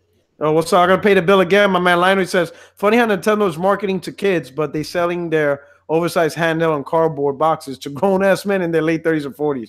Matter of fact, I gotta call this out. Because Sony did do something like that with the aim gun last generation, and people was like, oh, "We don't want this." What they do? You remember you slapped the move stick, move controller into the little aim gun. It's not like that was for Killzone, like this, but that was a real gun, though. I mean, it was a real model gun. It was a cardboard Domino's box. And people the biggest hypocrisy. I'm gonna tell you with the Switch, but I let it go because it's not even worth my time. I swear to God, when Vita came out. Even PSP, the biggest hate from the Nintendo fans was they didn't want a handheld to provide a console-like experience. Yep. They want consoles to be consoles, handhelds to be handhelds. So when the Switch happened and that whole narrative changed, I'm like, you know what? I'm not even gonna bring this up. I'm gonna leave it alone. Cause I got tapes on you motherfuckers hyping this in PSP and Vita because y'all didn't want console gaming on the go. Because you felt, why the hell do I want to do the same exact thing I could do on my couch? And that's exactly what they're doing with the Switch right now. When it was the very thing they hated the most with the PSP and the Vita. Anyway, I'm going to let that go. I just threw my 2 cents on that one. This is the company, after all, Nintendo, who made amiibos, which are basically dolls for 30-year-old and 40-year-old men. Right? I mean, that's what amiibos are. They're dolls, right? Yeah. Action figures, Ran. No. They are dolls. They are dolls for 30 and 40 men. Give those guys some credit. No. They can call them action figures and collectible statues all they want. They're dolls. They're Barbies. They have the kung fu grip. Yeah. So did you call G.I. Joe's dolls as a kid too? Those are action Transformers. Yeah, action figures. Yeah. Hey, let's just go, Joe. Hey, man, so you're saying We Lover be buying all this shit? We Love 07? This blew my mind. I'm looking at this video. You know what? I'm fishing. I'm gonna buy one of these for Fonz so you can make a YouTube video about it. I want to see you dressed up in the robot thing, dude. Bro. You're actually holding the cardboard as a robot because you're holding I'm assuming you're holding the Joy-Cons, right?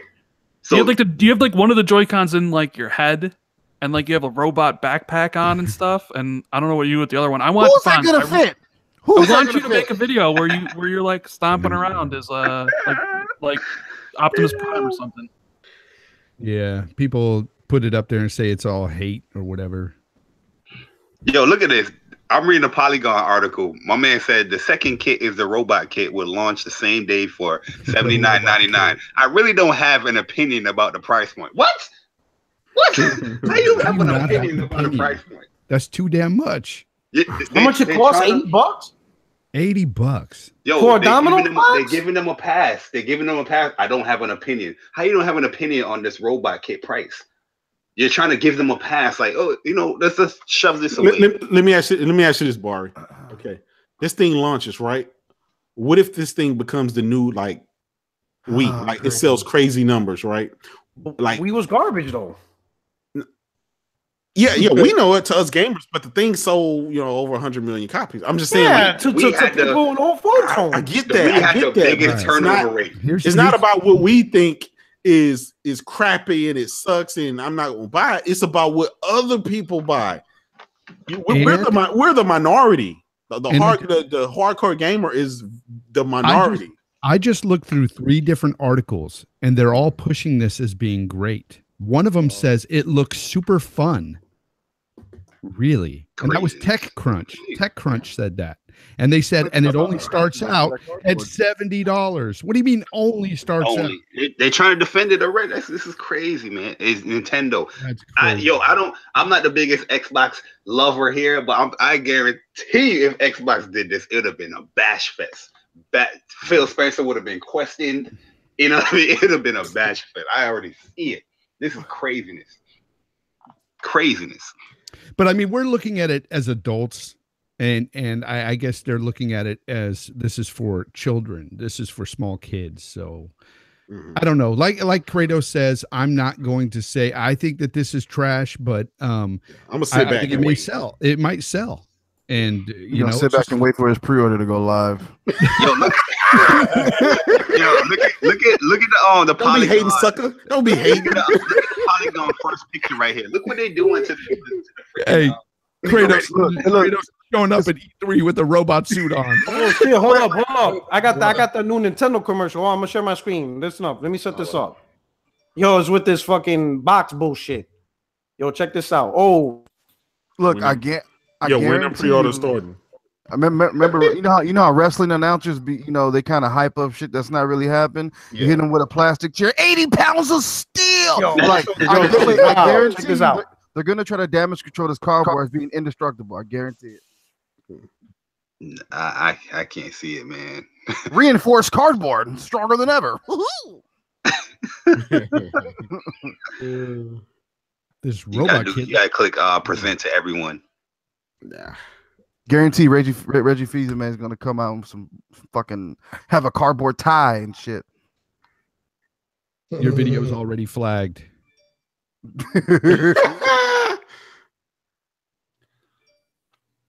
All right, here we go. Don't I get 2 pizzas for the price of 1? No. Pigment is 1 pizza and 1 box. What am I going to do with a box? Ever hear of origami?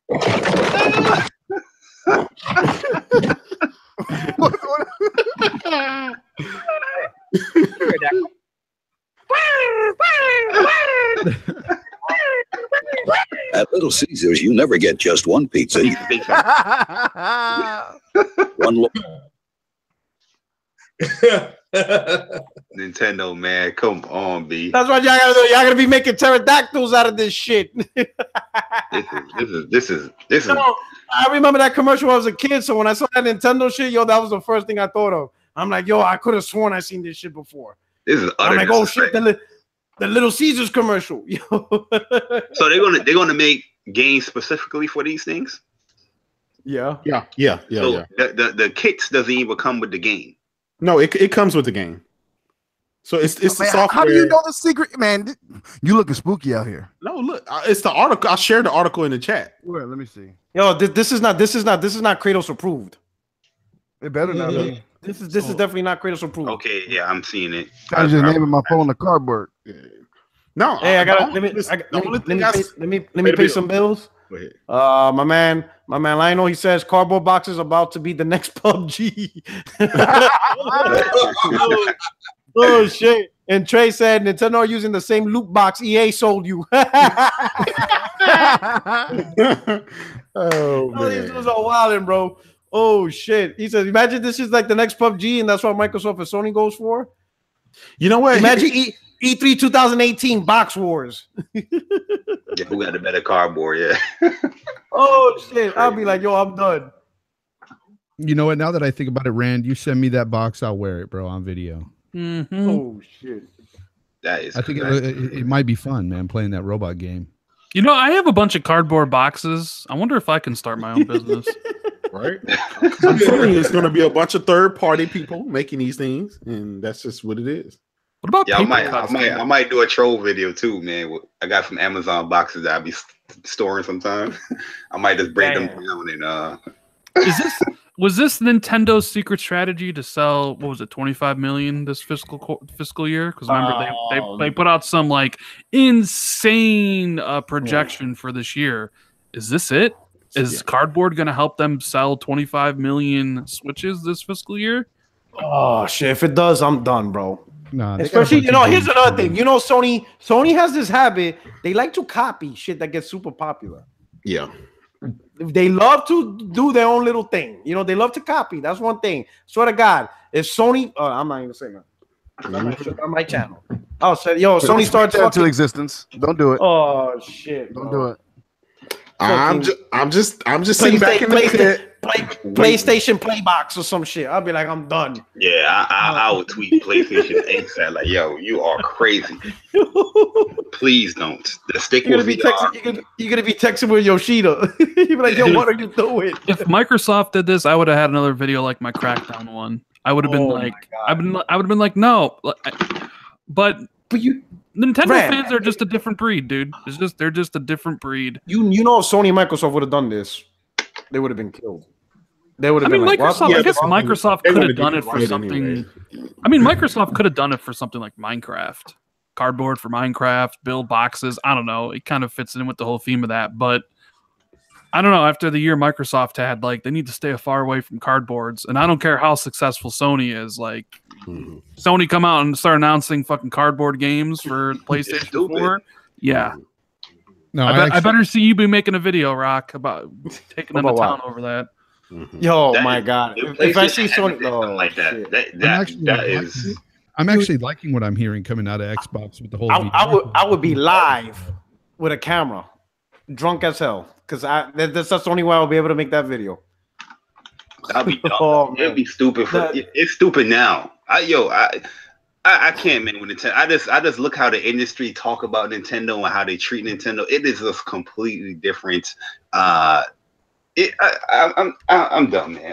Nintendo's been out of touch for quite some time. Honestly, it seems like they just, like Porter Rock said earlier, they just do their own thing, man. And it works. That's the thing. Well, the guys from Nintendo had said, during that article, during the interview, he said if they would have did the whole 4K chasing the whole power narrative, they would have been dead. That would have been it for them. This is why they branched off and decided to do their own thing and focus on their own. And speaking of the whole 4K thing, now I heard Playground Games came out and said that they could have made Horizon 3, run at 60, but they decided to push the 4K narrative. That's bullshit. It is. They'll say, I'm gonna fuck up Zaire on tomorrow, bro. But if that's true, but the thing is, like, for me, as a gamer who prefers performance over resolution, it pisses me off. Have that option. Yeah, why do you just why say that? That's the thing. Why say that to us? Because you know what? It makes them feel like it fits their narrative of what they're trying to do. They're pushing this whole 4K thing.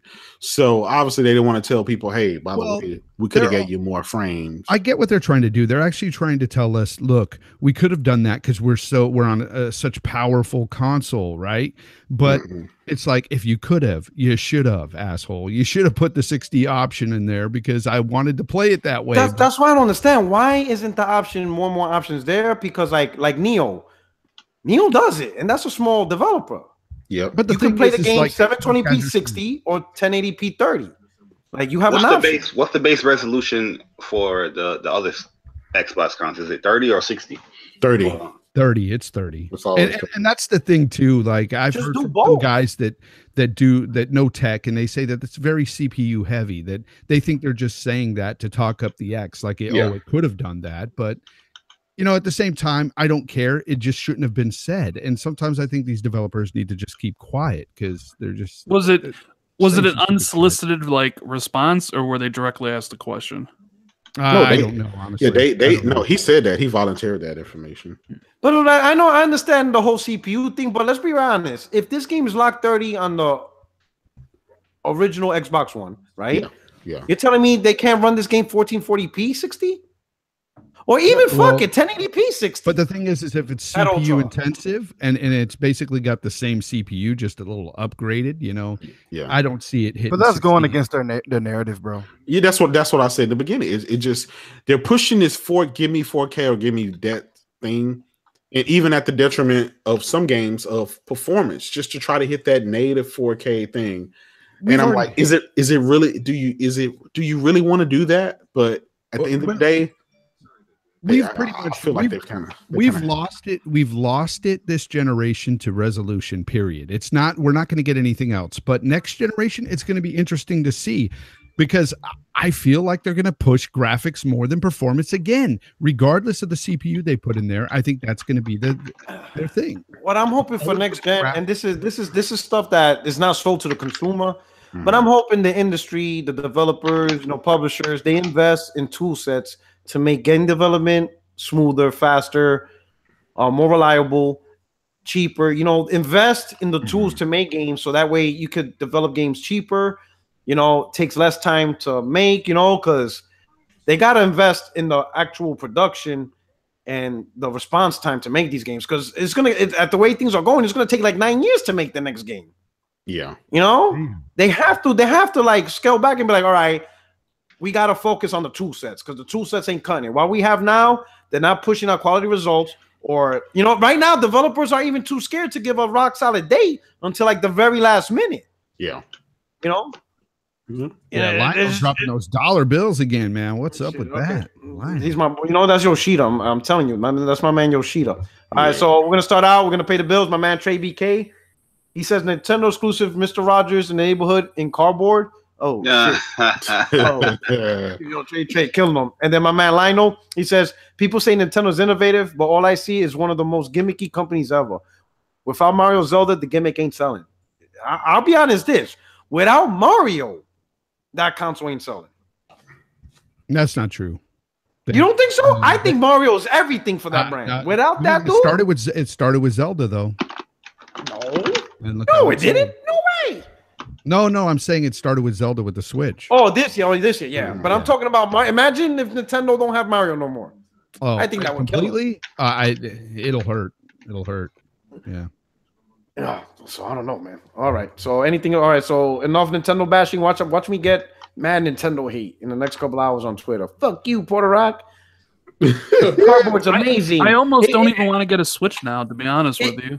It unleashes my creativity. I'm still gonna get one, but Bayonetta 3 is just too big to ignore.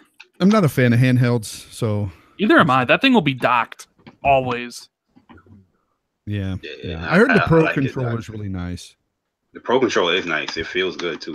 Like the ergonomics on it is pretty good. If you're an Xbox guy, you definitely like it. So who's excited for that Fable, son? Huh? Oh man, yeah, we talked about that earlier. But it's all right. We're excited. I'm excited. I'm just excited. I hope it falls through. I hope it happens. But Fonz thinks it's gonna be no, not Fonz. It's Jay. Jay's hating. Jay Barry thinks it's gonna be Loot Crate. I think it's Fable. Always online. They scrapped everything from Fable Legends. I don't know. I just look at Phil Spencer like this man is the king of 360s. He will say one statement and the next year is something completely different. If they bring it back to Fable 2 status, it'll be interesting. I think it's going to be Fable in the vein of Witcher 3. Oh, that would be fantastic. Yeah. All right. So anyway, we're gonna slow it down. We're gonna shut it down now, and I'm gonna let you know I got a snow day, and I don't even know if I'm gonna get snow, but I'm getting it anyway. So I'm gonna be gaming a whole night. I'm gonna be playing Street Fighter. So I got another super chat before we go. My man Trey, give me Bob Ross in 4K 60, and I'm good, and I'm done. My man's gonna. Oh shit, he's a happy little cheese at 60 frames per second, and with 4K textures. Look at that. Look at the texture. Look at the water. The water. That's the water. beautiful. The beautiful water. I used to come home and watch that dude, man, when I was a kid. I used to love that show, man. Really? I used to watch it to fall asleep, man. That shit was great. I used to get pissed, bro. I used to watch that shit, And you know how I used to dab to make the trees? I used to try that shit at school. Like, what? That shit don't look like that. Yo, it came on before like Arthur and those other shows. You have to wait a little bit you gotta watch that before. You watch my Arthur and shit. Oh shit. All right, hey, so we're gonna go through the outro, start with All Day. Hey, what up? Thanks for coming through, man. It was a good show, man. Good topics, and fuck cardboard. I'm out. That's it. That's the hashtag. Fuck cardboard. All right, my man Craig Harris. You've been quiet, brother. Oh no, I've been listening to the cardboard conversation. I posted a video on Twitter, living in a cardboard box. I think everybody should check that video out. And thanks for the invite. It was a good panel, man. Great conversations. Everybody, thanks for coming. Good times. All right, okay. Appreciate it, man. You're always welcome, all right? My man Jay Fonzarelli. Now I know how to get you in this room, bro. I'm like, damn. When we start talking, I'm like, man, I need Jay Fonz in here. Oh, by the way, fucking single player games suck. Multiplayer's rule. Hold on, Puerto Rico. Hold on. You're waking me up with that, yeah. Oh, shit, man. But I'm glad you made it, man. I appreciate it. I appreciate it. You can follow me, guys, on both my channels, Jay Fonzarelli here on YouTube, and also Loot Chest Radio, all one word. Here on Definitely, YouTube. hey, fantastic podcast, man. I love hearing that, and it has a good classic podcast feel, man. It has a classic. It's awesome, man. Check it out, man. Hey, no bullshit, no fanboy stuff, just game talk. That's it. That's it. Definitely check it out. And you have it on SoundCloud, right? iTunes and all that shit. iTunes and everything. It's all out. I gotta get over with you on how to do that iTunes shit. You know what I'm saying? Yeah, it's the way to do it, man. I know a lot of people will DM me if they could put it on iTunes. Because a lot of people like to listen to podcasts. I mean, that's. I'm like, I don't know how to do that shit. But now that you did it, I'll ask you. I'll pick your brain. All right. And of course, repping PlayStation Nation, Jay Bari. Yeah, man, definitely appreciate the invite. It was a dope panel, dope conversation. I had a lot of fun, man. If you guys are interested in, Street Fighter or Marvel vs. Capcom, got 2 tournaments coming up this weekend. Come on through Online Arcade on Twitch and have some fun with it, man. Ooh, I want to join the Street Fighter one. No Killer Instinct. Oh, I tried, man. I tried. My man Smooth, bro. He got really mad at that one, bro. Dude, he started his podcast talking about you guys tonight. Yo, for real? Oh yeah. I was listening to that before I. Because Killer Instinct. Because of Killer Instinct. Yeah. Shit, he got because you said he was in his feels. That got him really upset. Yeah, but he all right. So so I got him. Yo, so people be like, yo, how the hell you Jedi mind trick Smooth, right? So I said, oh shit, I'm making all this noise and shit.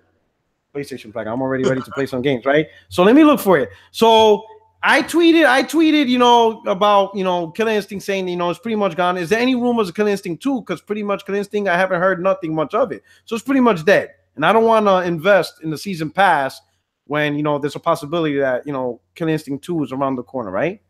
So we talking, right? And then I'm like, man, Kid Smooth really got into his feels and stuff like that, right? About this. And he's like, I'm not in my feelings, whatever. I'm like, okay, whatever. Later on in the thread, Kid Smooth said this statement.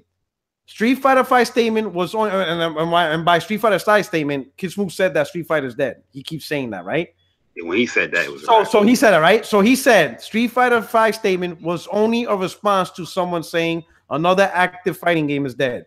But if you're afraid to speak to me personally, I understand. You can continue to be a keyboard warrior and name call you. So I took that quote and did a big quote, and I said, as I said, you got caught up in your feelings, so you ended up responding just to respond.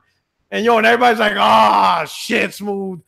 Like, yo, what did you do? And and it's like, yo, Puerto Rock Jedi mind tricked you. And I said, yo, you up in your feelings, and he admitted it. He got pissed off saying, Street Fighter's dead. I'm like, where the fuck did this happen?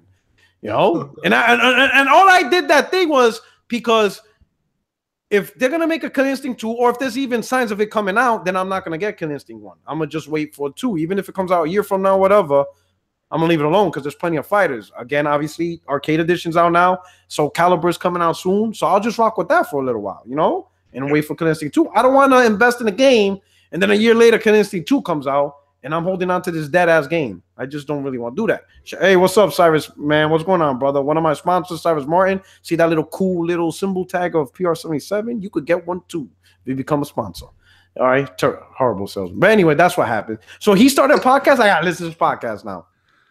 Man, that was funny. Porter Rock's selling out right there. Sell out. with me tonight. So, I'm trying to make a buck in this world. Hey, so okay, so now going down the line. Oh no, Jay Barry, man, PlayStation Nation, do your thing. Yeah, I mean that's pretty much it, guys. A lot of Street Fighter content is coming up. Dragon Ball Fighters, got my impressions on that, and that's pretty much it. Yo, that Nintendo troll video is gonna be coming very soon. So we gonna have some fun with this. Like if this, like I said, if this is Xbox, there'd have been 50 tweets from me already. So they're gonna get this work as well. So thanks for inviting me though, man. No doubt, brother. You're here. You're welcome here anytime, brother. All right. And we got someone who went from the god of PlayStation to the god of cardboard, J-Dub City. Man, I had fun today. Great topics, great panel as usual. And again, it's your boy J-Dub, aka Kratos, the god of cardboard in high. All right. And of course, my favorite pony, man, Thor. Man, you're definitely welcome here. The traitor. The man with no home. Yeah. The man who only plays PUBG now. Ugh. That's it. Oh shit. You still playing PUBG? Yeah, 170 hours and going strong. Holy shit. So you can say that's the most you played in a multiplayer? No, because I played Destiny 1 for 300 hours to get all the achievements. So it'll get above Destiny. It'll get up. Yeah. But yeah, thanks for having me on. The little make fun of Nintendo. Because cardboard. Really, guys? Really? Cardboard, man. I already put hashtag fuck cardboard. Really? And hey, it's a beautiful new generation at Xbox, right? Yep. Wink, wink. Beautiful. Yeah, buddy. I got that. Yeah. You guys need to follow Rand. He's a good dude. Well, thanks. Yeah. And Kevin. Don't think I forgot about you. Don't start with that shit. All right, everybody. Hey, I appreciate it. Thank you so much for stopping by. Appreciate the chat. It's good that I truly appreciate everything you do. If you're new to the channel and this is the first time hearing the podcast and you enjoyed it, don't forget to hit the subscribe. Check out all these gentlemen. They have great content. And check us all out on Twitter where the real war goes on. All right. Anyway, you guys take care. Have a good night. See you guys next week. Peace. Later. No cardboard.